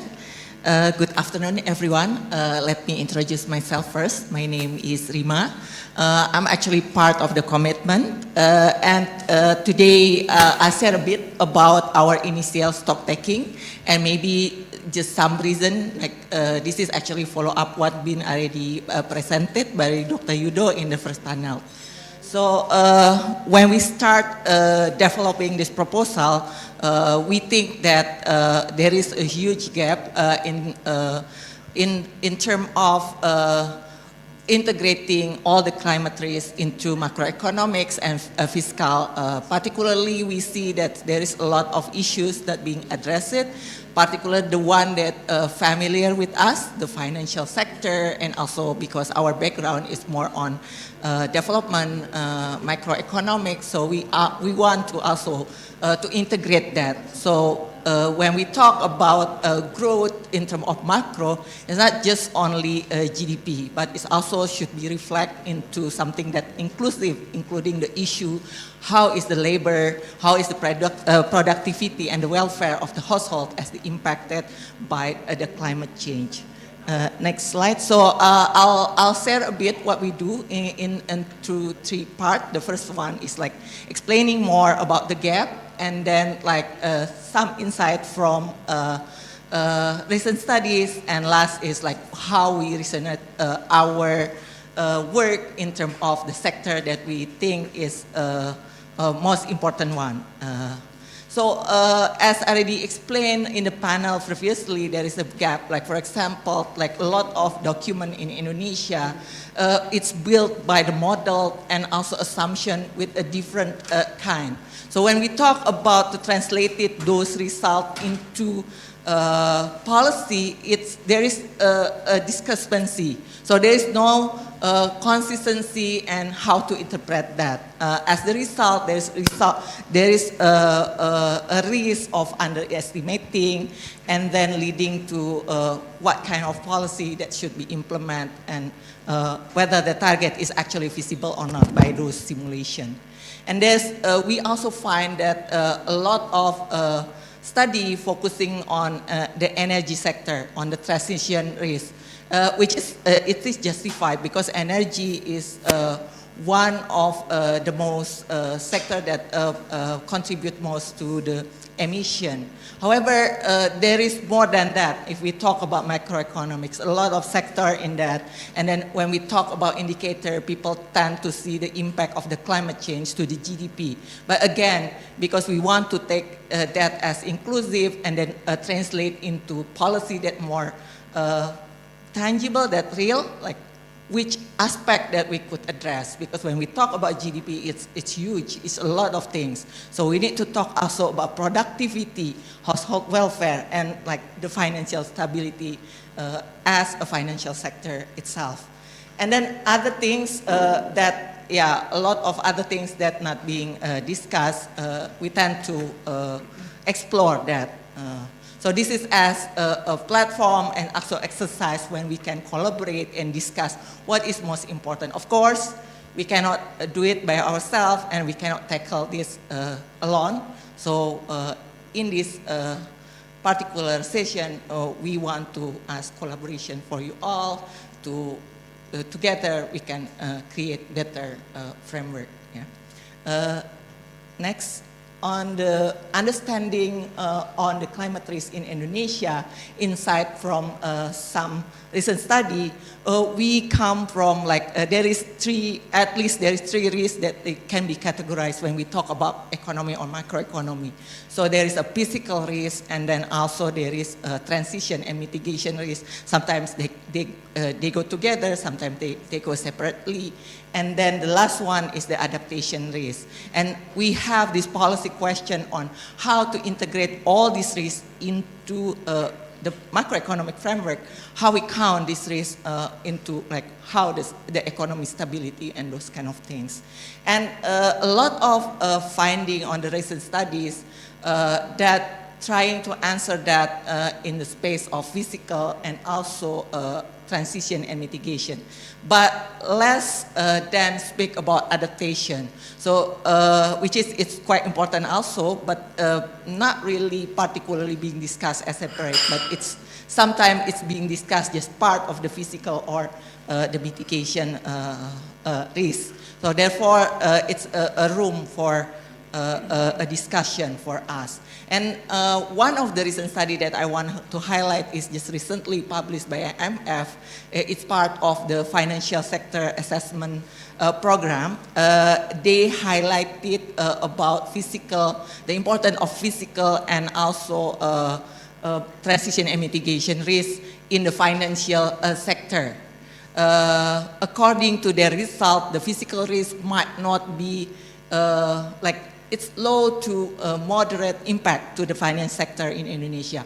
However, in the mitigation risk and the transition, it could lead to like 700 basis point increase on like the collapse of the finance sector, particularly on the sector that carbon intensive. Yeah.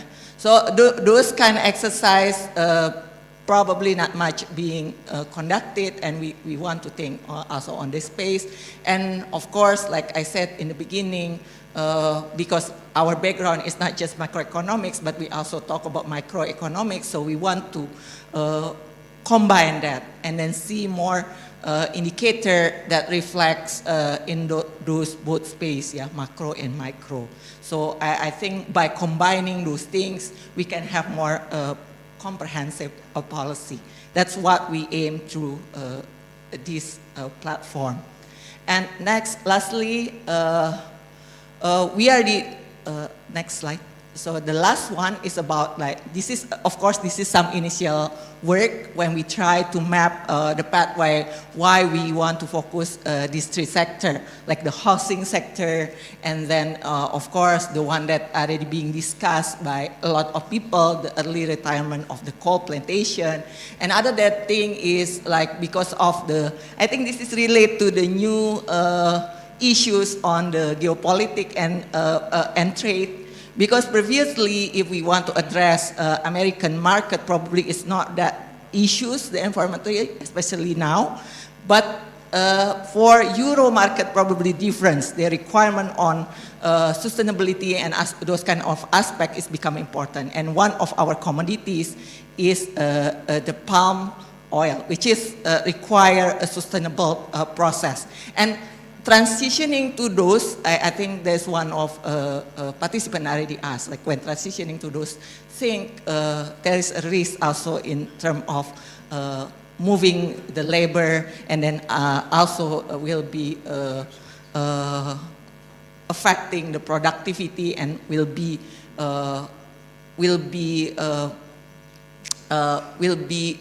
affecting the whole economy. So what we want to try in this initial work is we want to see on the fiscal space and then on the output and the aggregate and the impact on the labor productivity and to the financial stability. Of course, this is something that we proposed as initially. So this is something that probably just to raise for a discussion.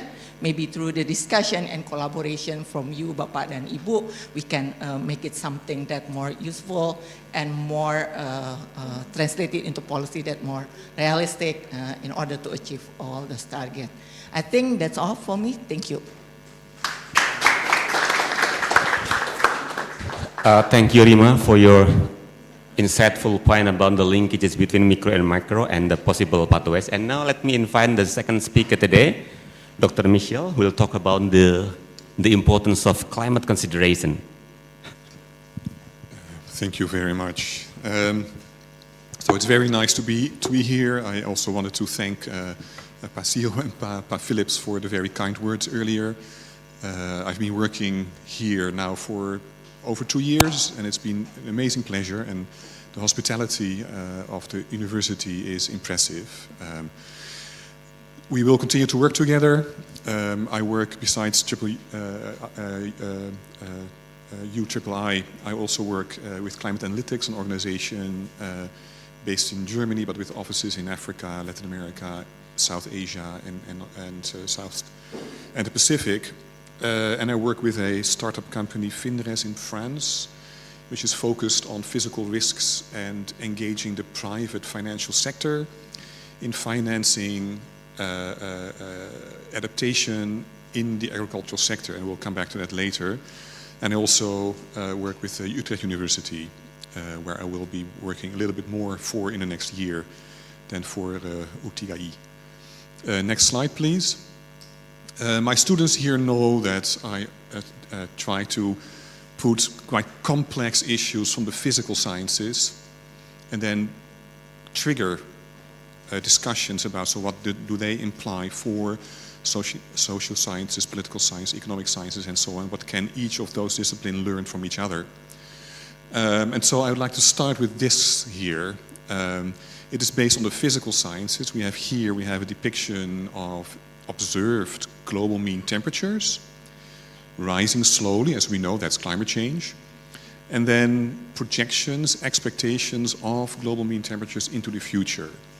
And why I wanted to highlight here is, where do the uncertainties come from? Because we cannot perfectly predict future climate. We know this. The climate system is a chaotic, dynamical system. So it has fundamental levels of unpredictability within given statistical boundaries.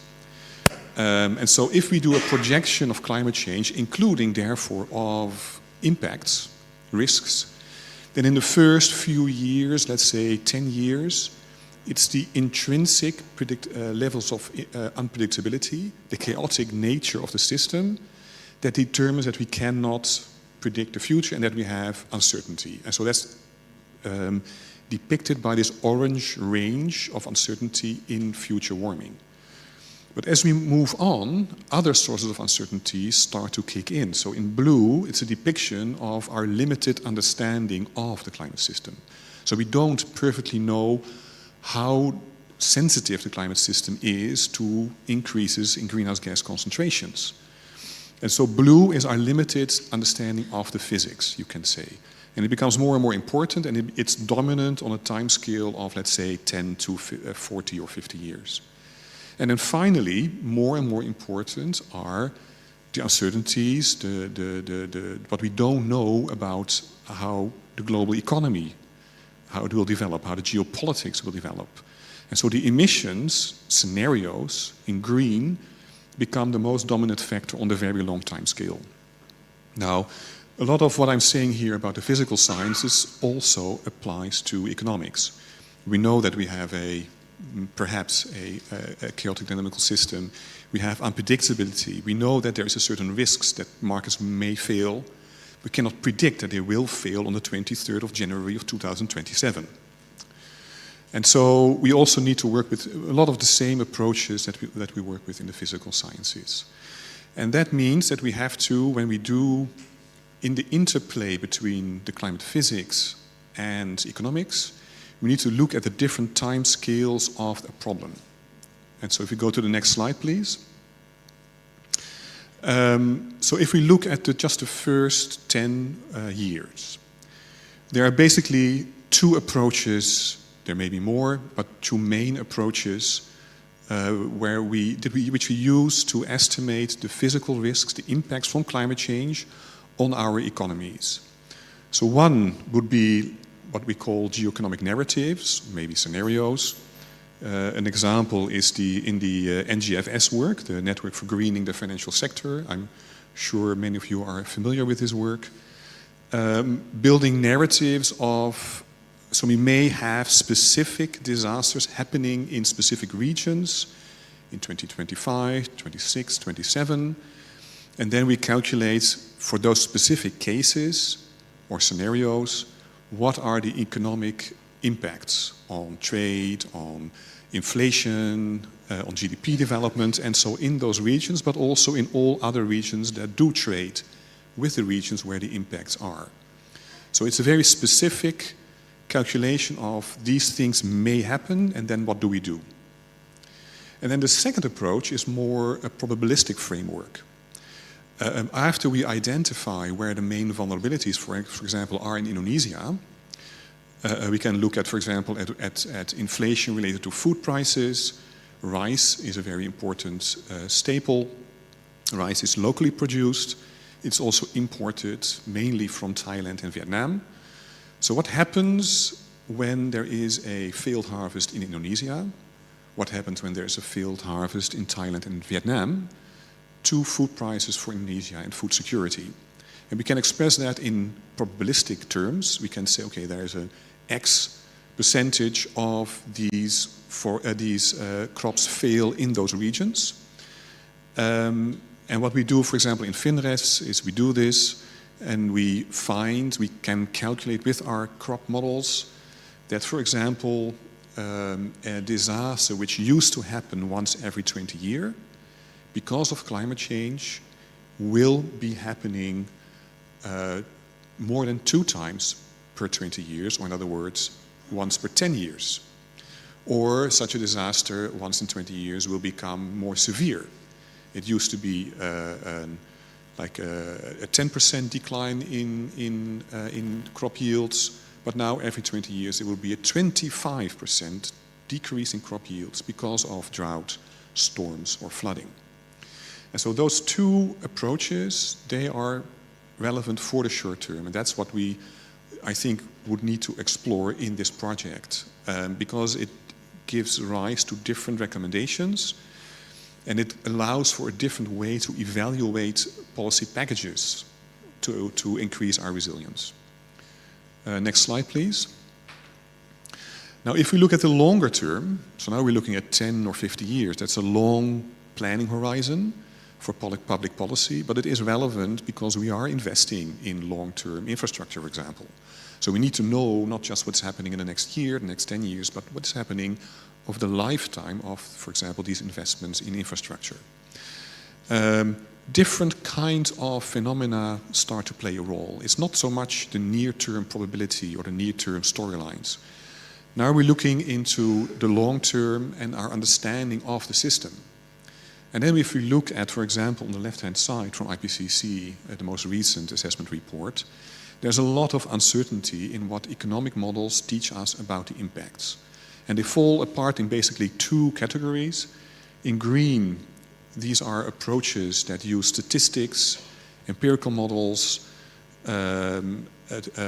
observations over the past decades, which are built into models that give us the expectations for the future. So we see, for example, here the global aggregate net economic impacts on the vertical axis versus the level of global warming.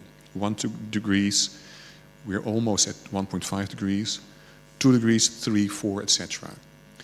In green, we see the statistical models. In the other category of models, we have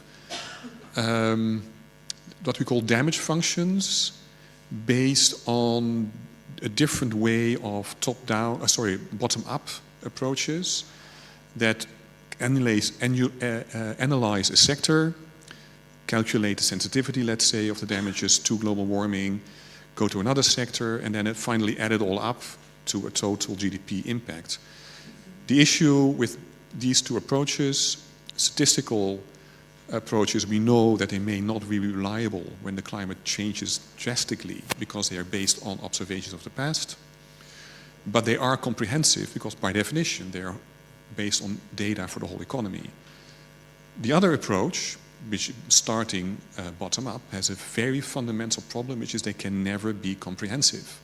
They always miss parts of the sectors, part of the mechanisms, and so they also tend to cluster high estimates for the statistical methodologies, low estimates for the bottom-up models.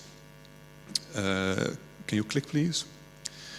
And it's also not enough to talk only about the risk and the impacts. We need to talk about adaptation. And why is this important in a project on economics? It's because the present-day status of adaptation determines how climate resilient our economies are and how climate resilient parts of our population are. On the bottom right is an example, again from IPCC, where we see for several regions in the world, we see in dark blue the present states of adaptation split into two population categories, one high income within these countries, so not between countries, and then on each pair of bars at the bottom, lower income parts of the population within the same country. And we see that by far in every region and in every sector of impacts, high-income population is better adapted to climate risks than lower income parts of the population. So we have a very distinct difference in risk given present levels of adaptation. And then if we also look in orange, let's say planned adaptation, we see that in many cases there are plans to allow the lower income populations to catch up. But we still need to see those plans come to fruition. And so will that actually happen? What are the best policies to make that happen? Are important questions. And then finally, in light, let's call it light orange, we see the full potential of adaptation, which still leaves residual damages. And that's an important point. We have to do mitigation. Global mitigation is essential. We have to limit warming to 1.5 degrees, well below 2 degrees. We have to do a full push on adaptation. But even with a full push on both, there will still be damages left that our economies need to deal with. That's where the whole issue of loss and damage comes from. Next slide. So talking about loss and damage, it's also in international politics. It's a very essential topic within UNFCCC negotiations. Where does it come from? It comes from limits to adaptation. There are different kinds of limits to adaptation. There are limits to adaptation simply because the physical adaptation has limits. We can build resilient infrastructure, but if the flooding is too heavy, we still wash away our roads. So from an economic, as I also teach in my class for over the past years, there is an economic optimal level of adaptation. In blue, we see the benefits from adaptation. As we start to invest, there's very rapidly rising benefits, but there may be a saturation of it as we invest more, because it gets harder and harder to increase the level of protection. The cost of adaptation, first, obviously, we will choose the cheaper options, so the costs rise slowly. But then, as we have to increase the level of protection, they get more and more expensive, so the costs escalate. So the point of economic optimal is where the slope of these curves are the same. It means that the marginal cost of investments are the same. $1 of increased investment in adaptation avoids exactly $1 of additional damages. But this is not necessarily what people want. So we also have to look at what we call risk aversion. How much are people prepared to invest in adaptation? Because it's not just that they suffer economically, but they also place a value on the piece of land of their parents or the city that they grew up with. And so, if you click please. We need to pull all of these together into depicting what level of protection every individual adaptation intervention can offer, and all other kinds of benefits that they may offer as well. Next slide, please. Now, finally, I want to make a plea in a project like this, to really also engage with the private sector. And my point is illustrated by the figure in the lower left. These are recent best estimates. It's very hard, it's very uncertain, but they are best estimate of the global financial flows in climate. On the left-hand side, we have mitigation. So there is billions of dollars invested in mitigation globally, both by the private sector in orange and by public finance in blue. And so we see that there is a strong economic case, apparently, also in the private sector, to invest in clean, green technologies. Otherwise, we would not have these huge financial flows already existing globally. So that's good news, right? But then if you look at adaptation, so first of all, the total financial flows globally are small, far below what is necessary. And we see that most of that is public finance. There's only a very tiny level of investments coming from the private sector in adaptation. The larger part comes actually from households and individual people. So they are investing by necessity to protect their homes, their livelihoods, and so on. So this figure alone triggers for me fundamental questions that need to be addressed in a project like this, looking at the roles of public finance versus the private sector, and how to engage the private sector. So one more click, please. And that means that we need to talk not just about risks. I know that we're talking in the project about physical risks, transition risks, and so on. But as Ibu Rima, you also put on in some of your slides, that we have to look at also the benefits and the opportunities. And that is the way to engage the private sector, not just in mitigation, but also in adaptation. So we can put numbers to the benefits of different adaptation options on the lower right-hand side. That's work that we did with the Global Center on Adaptation. It's to calculate the benefit-to-cost ratio of some of these technologies or intervention.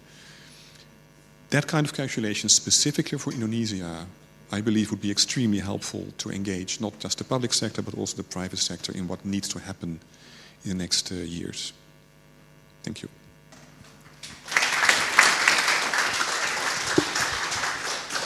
Thank you, Dr. Seifer, for highlighting the complex scenarios we are facing for the future. Now let me invite Dr. Sony Mumbunan, who will talk about how to integrate climate change into the economics in Indonesia.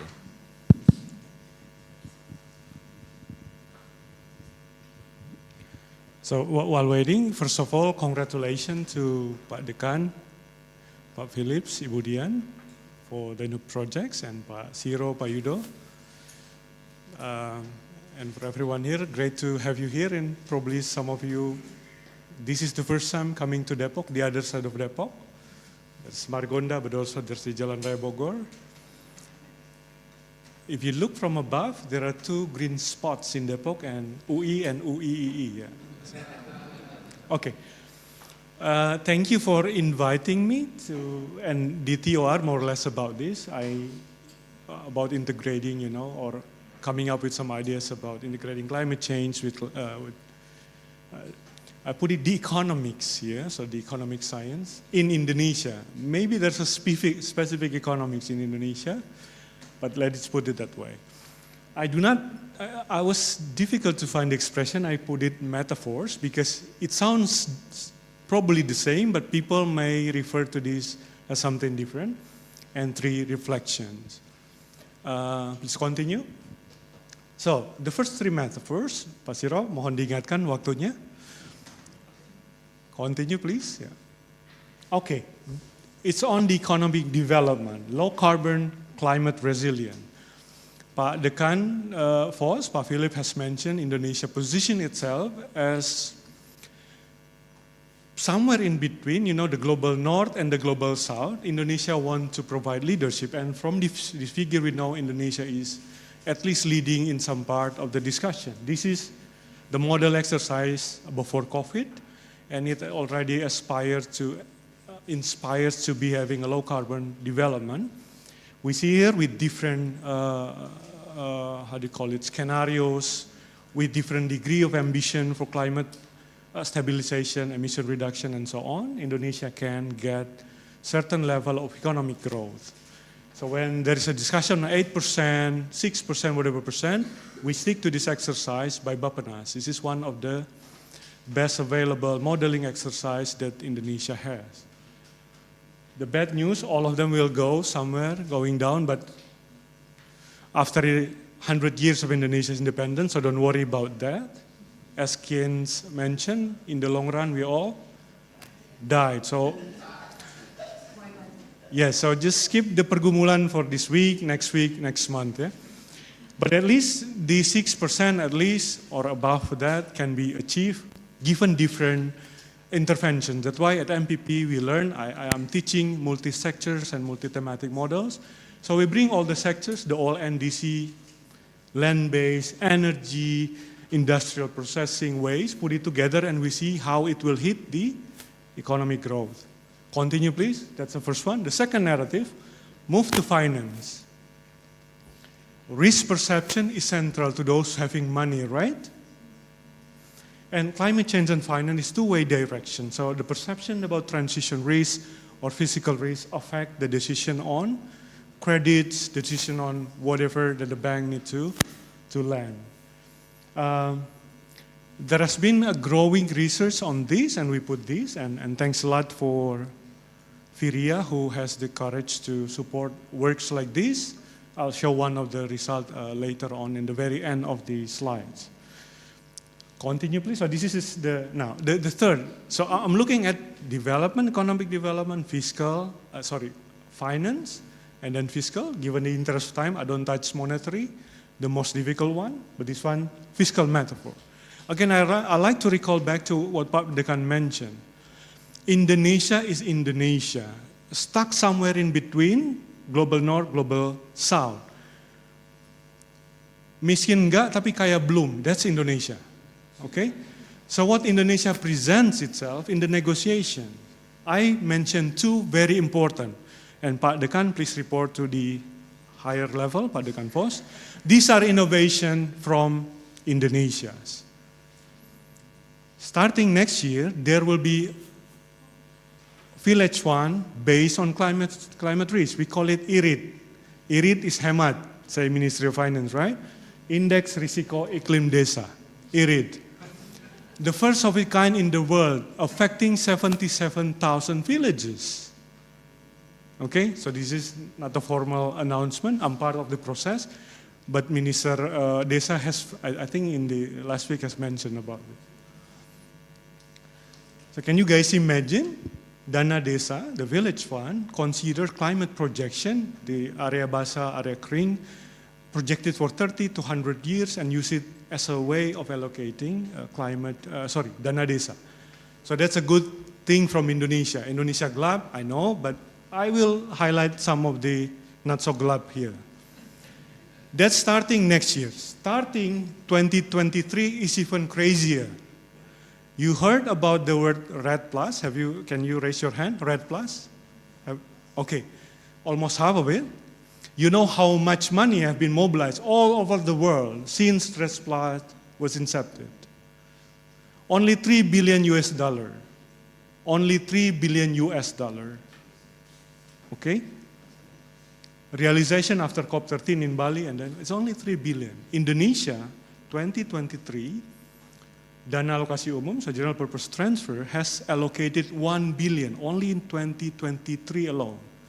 2024, another 1 billion. 2025, there's another class of discussion because of efficiency. But at least these are huge, a lot. So I expect myself, if someone teaching MPP here, when we go to climate negotiation, don't beg for money. Do not beg for money. My dear negotiators, I see Pak Agus here, Pak Agus here, do not beg for money. Okay? You bring this, we have done our homework, we mobilized 1 billion, now give us your money. Okay? 3 menit lagi, okay. Okay, then I continue on the reflection. Thank you, Pak Siro. 3 reflections, but actually it's why economists need to think harder. No offense to economists by training, but I like to invite you to 3 things, okay? First one, this is not a cute thing. There is a humanity issue, a crisis. This is the temperature rise, and it's getting makin tajam, okay? Look at the light. This is, I'm not taking from IPCC, a bit complicated. This is from New York Times. You see, 2010 to present, it's getting steeper and steeper. Okay? When climate crisis hits, no discussion on economy, no discussion on economic growth, no discussion on interest rate, no discussion on that. Okay? So please think about this. And on the right side, on the right-hand side, from your side, there's historical emission. The green one is what we need to do, and the current one is the orange, and the pledges, the NDC of all countries, somewhere in between, in the middle. So we are not racing to the need. That's the bad news. So how can economics think about this challenge? The Pope has talked about this, the presidents, all the presidents have talked, everyone, the Greta is, all are talking about this, but this is very crucial. So that's why it's very important that this university has Indonesia's first climate change policy program. We tried in UIII for 10 years, not realized, but at least at another side of Depok.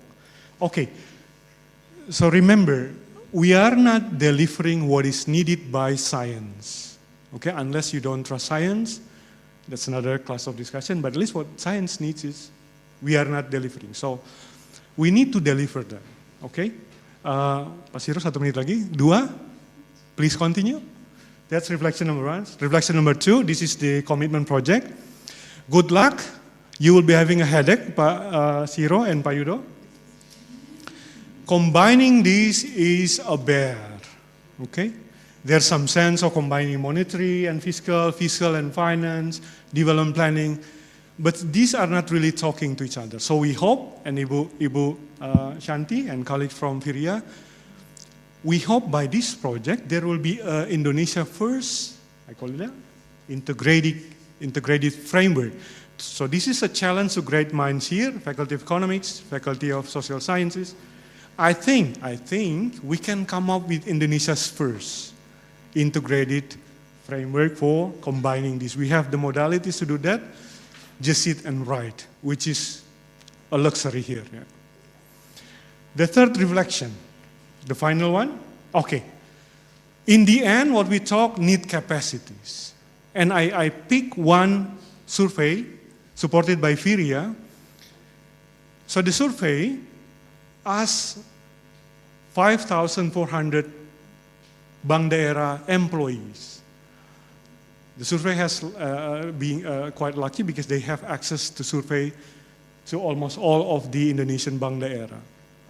The question, there are many questions, so one of the questions, have you heard carbon tax? Have you heard carbon market? Have you heard carbon trade? And the most difficult one, have you heard carbon exchange? These are bankers, these are bank employees, okay? You see, so there are different group of bank, we divided by the core capital, small, middle, and then the large one.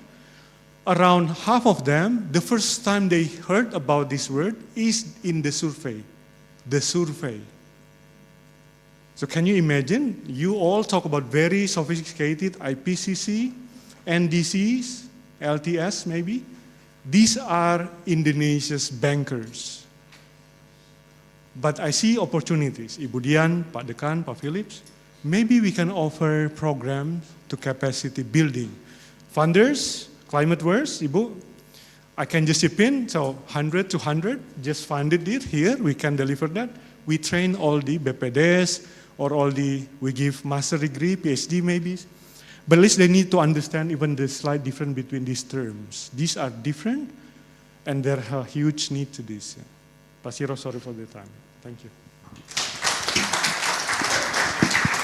Thank you very much, Mas Soni. So we have heard all the bad and good news about the climate and economy in Indonesia.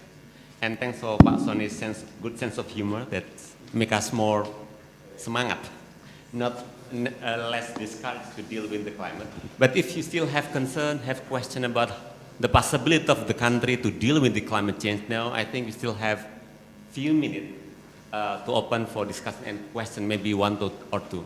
1 and 2 over there, please. Oh. 1 and 2 open the back, please. Oh, I'm sorry, maybe the last one for Thank you, Pak Siro, for the opportunity. My name is Robi. I'm from INDEF. I have a question for Pak Soni.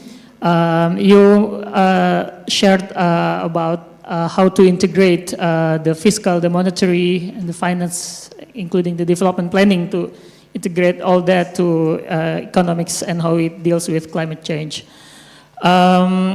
I know this is a launch event of commitment, so there are so many works to do ahead, and I applaud this initiative. I think it's very important and very necessary to make the economic argument.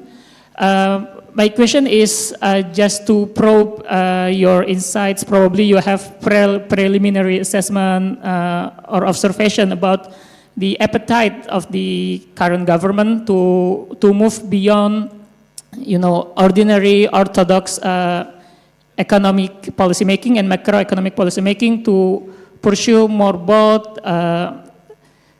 policy agenda. What I have in mind specifically, just as examples, like how do we try to rethink the doctrine of sound finance and move toward functional finance, how we budget our fiscal space according to our public goals. And the second is related to energy transition. I know Pak Soni have research about the UBI, Universal Basic Income. I want to also probe your response about its kind of twin the jobs guarantee or even the green jobs guarantee for energy transition. What do you think about that, and how do you think the government sees that? Thank you.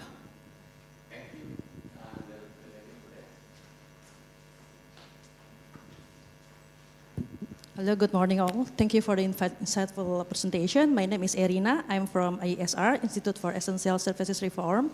I have questions, and also I have statements. Like I do completely agree with Pak Sony and also Bu Rima that climate change will be impact the economic stability and also financial stability. I train as an economist, but now my professional experience is not only on the economic side. So I have questions on Bu Rima specifically. When we want to include when we want to integrate the climate perspectives into the macroeconomic, so it will be really beneficial if we can include the banking perspectives also. Maybe this is also important. This is also related to my questions to Pak Sony, because last time ISR was invited by Bank Indonesia to discuss about the sustainable banking. So it's not sustainable financing. So it's primarily focused on sustainable banking. So I got impression that in that event, like all international banks and also the domestic banks. So basically, that event was actually for the banking sector. So I got impression that actually banking, even though they got obligation to make a sustainable report, but actually they don't care about environment, because there is no obligation to impose these climate aspects into the financing. Yeah, I think it's really important to also include the banking sector. So it's not only about macroeconomics, about sustainable financing, so it's also about the sustainable banking. I think that's all. Thank you.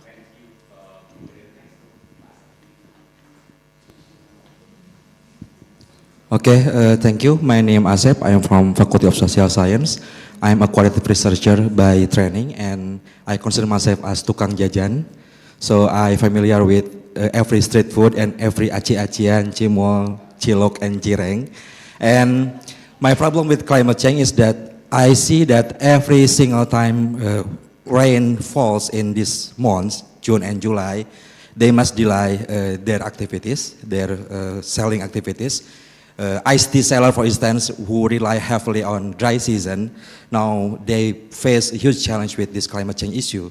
So my question is quite simple. If I want to inform the policymakers, for instance, to build hawker center like in Singapore, how to connect this micro story to the issue of macroeconomics? Thank you. Thank you. So we have 3 to 4 very good questions to Pak Sony. My last question to the sector. If we miss in Indonesia, especially if we as ability to miss some, let's say, target of reducing the emission, what will happen actually for us? I think let's start from maybe from okay. So what was the question? I thought it's for Pak.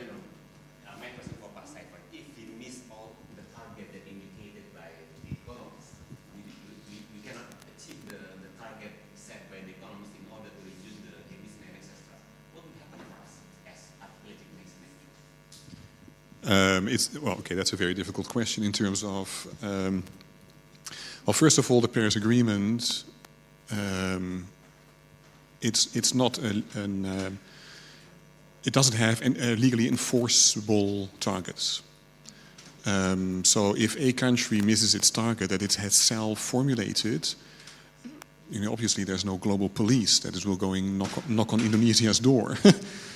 There is, of course, a political certain reputation damage when countries don't achieve their targets. And some countries are more sensitive to this than others. if we talk about Trump, that was brought up earlier, it's quite obvious that it doesn't interest him one bit. Same goes for Russia or these kind of nations. But there are other nations that are more sensitive to this. I do think that regions like Europe are more sensitive to this. A country like China is more sensitive to this. That also translate in some of these countries proposing international targets that are actually less ambitious than their own domestic policies are aimed for. So China is an example of a country that sometimes, often, not just in climate change, but also other topics, over-delivers on what they internationally commit to. It's a different kind of attitude. So for Indonesia, I think it's a mix. I do think that there's some interest in political actors in Indonesia for what they promise internationally, but it's not legally enforceable. And so I think it's more interesting compared to what happens internationally, more interesting is to actually look at the economics. What would be the missed opportunities by not investing enough in some of the things that Ibu Rima Pasoni just brought up, and that I hope this project will put forward more specifically. So not achieving some of these targets like the NDC, the conditional or the unconditional, will lead to foregone opportunities.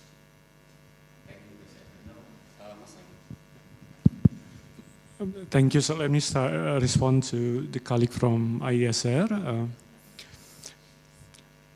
In Indonesia, we have actually different multiple policies in place already with different degree of effectiveness addressing climate change. We have to admit that these are separated still, and we need to bring them together. But then saying, for example, that there are not such exercise or intention to put it into real policy, that's not fully true from my experience.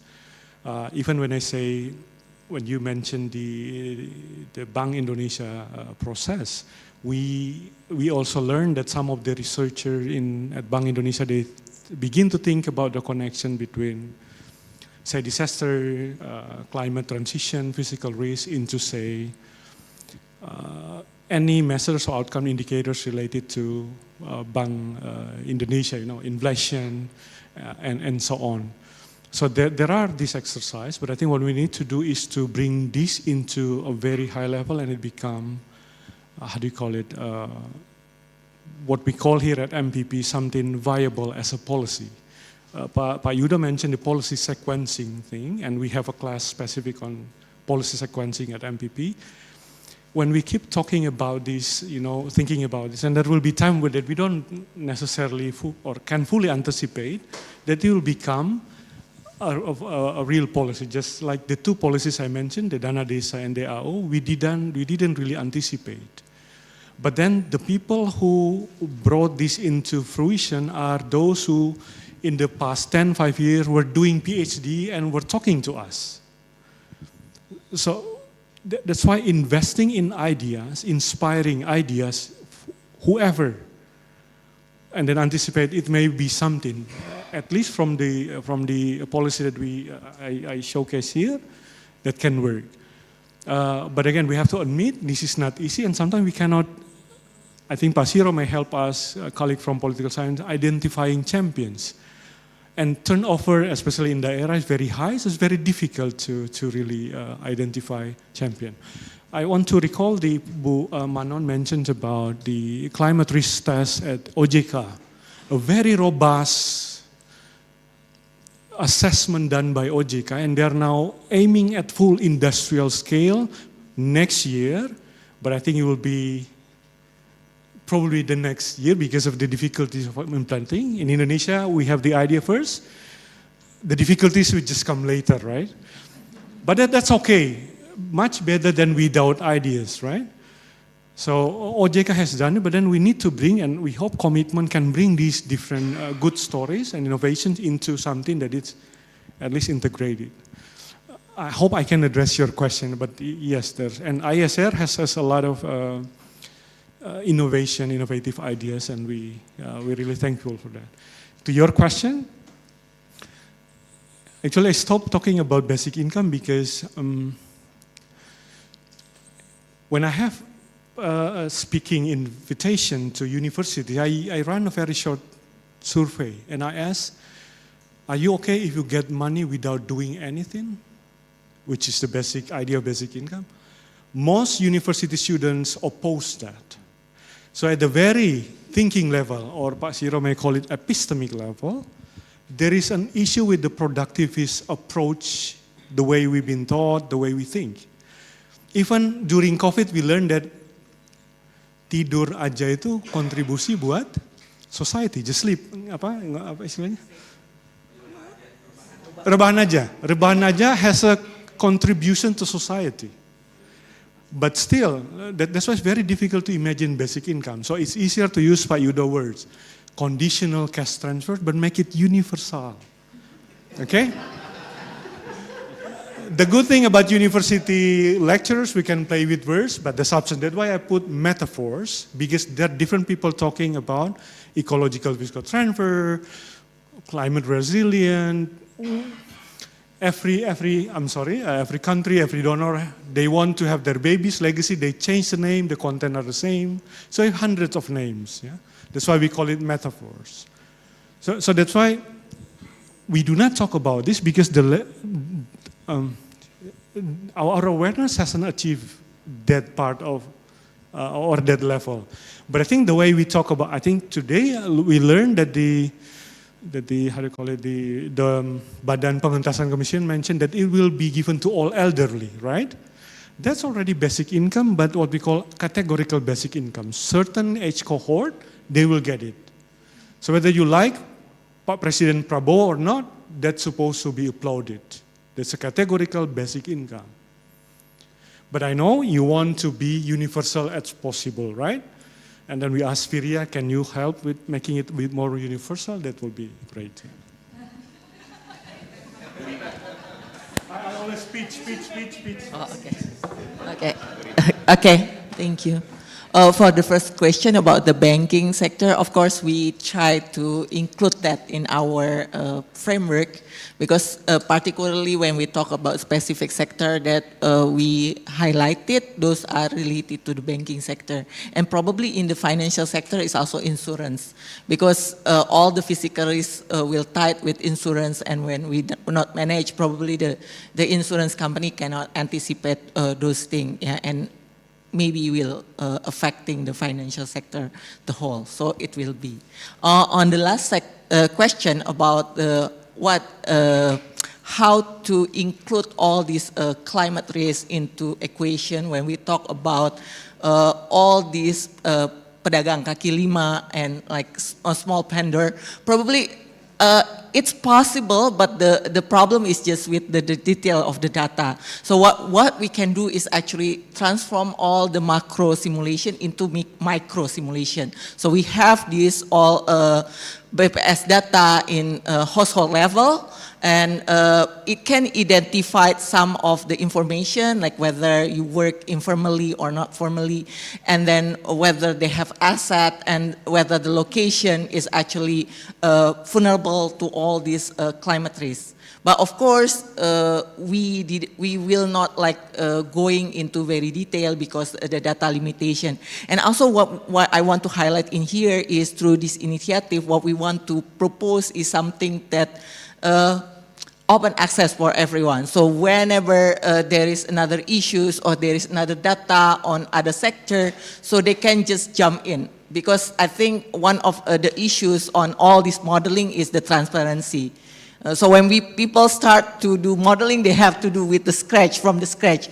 And then even those communication between ministry is not that fluid. So they start with the new things, and in the end, it has different assumption and different result, which is translated into policy that not really relevant to others. Yeah, but what we want to try, I think some of other colleagues from others organization also start this. So we want to work together with everybody who work on this area, and then hopefully in the next future we will have like more transparency in terms of that, in terms of model and framework. Of course, we cannot do it alone, and economic is done with many sectors. So I think we want to create some living document through this initiative. Thank you, Rima. Okay, so I believe 1 hour might not be sufficient to talk about all the problem that we have, given the critical problem we had with the climate change. And indeed, actually, 1 hour is already passed, but let me ask whether we still have time. Or maybe I think, so I'm sorry, due to the limited time, I think you will have a time to talk with our speakers during the lunch. So thanks very much, Dr. Rima, Dr. Sony, and Dr. Michelle Zephyr. Let's give them a round of applause. And now let's turn it back. So thank you very much to all the panelists as well as Dr. Arif for chairing the session. You may return to your seats. So for our final agenda, before we close, please welcome Professor Dian Mashita to deliver her closing remarks. Professor, please.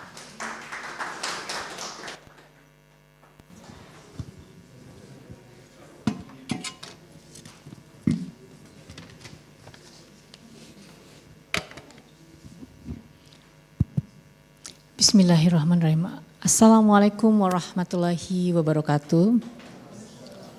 Distinguished guests and colleagues, as we reach the conclusion of today's event, I would like to take this opportunity to share a few reflections on behalf of Universitas Islam Internasional Indonesia.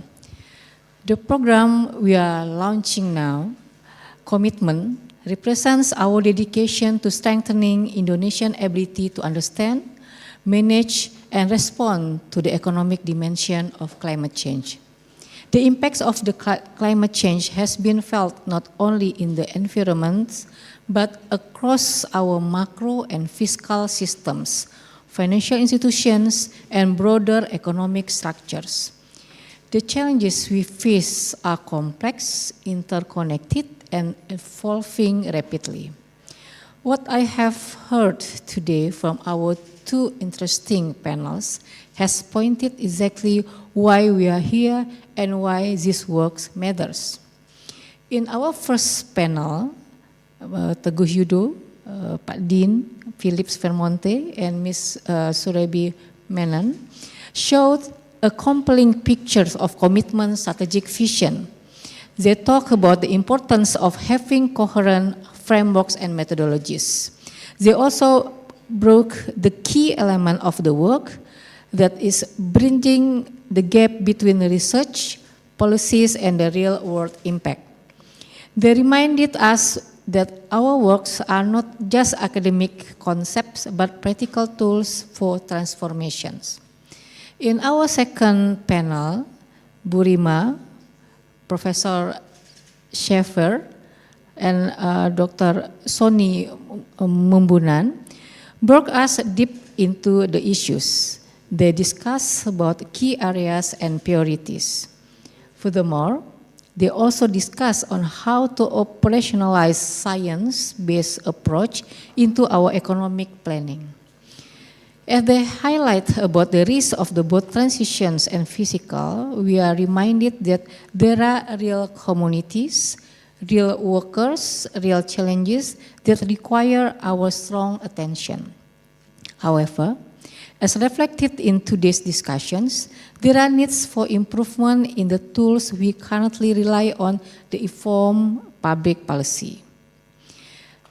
At the Universitas Islam Internasional Indonesia, we believe that universities have a responsibility to play a meaningful role in shaping how societies respond to complex challenges.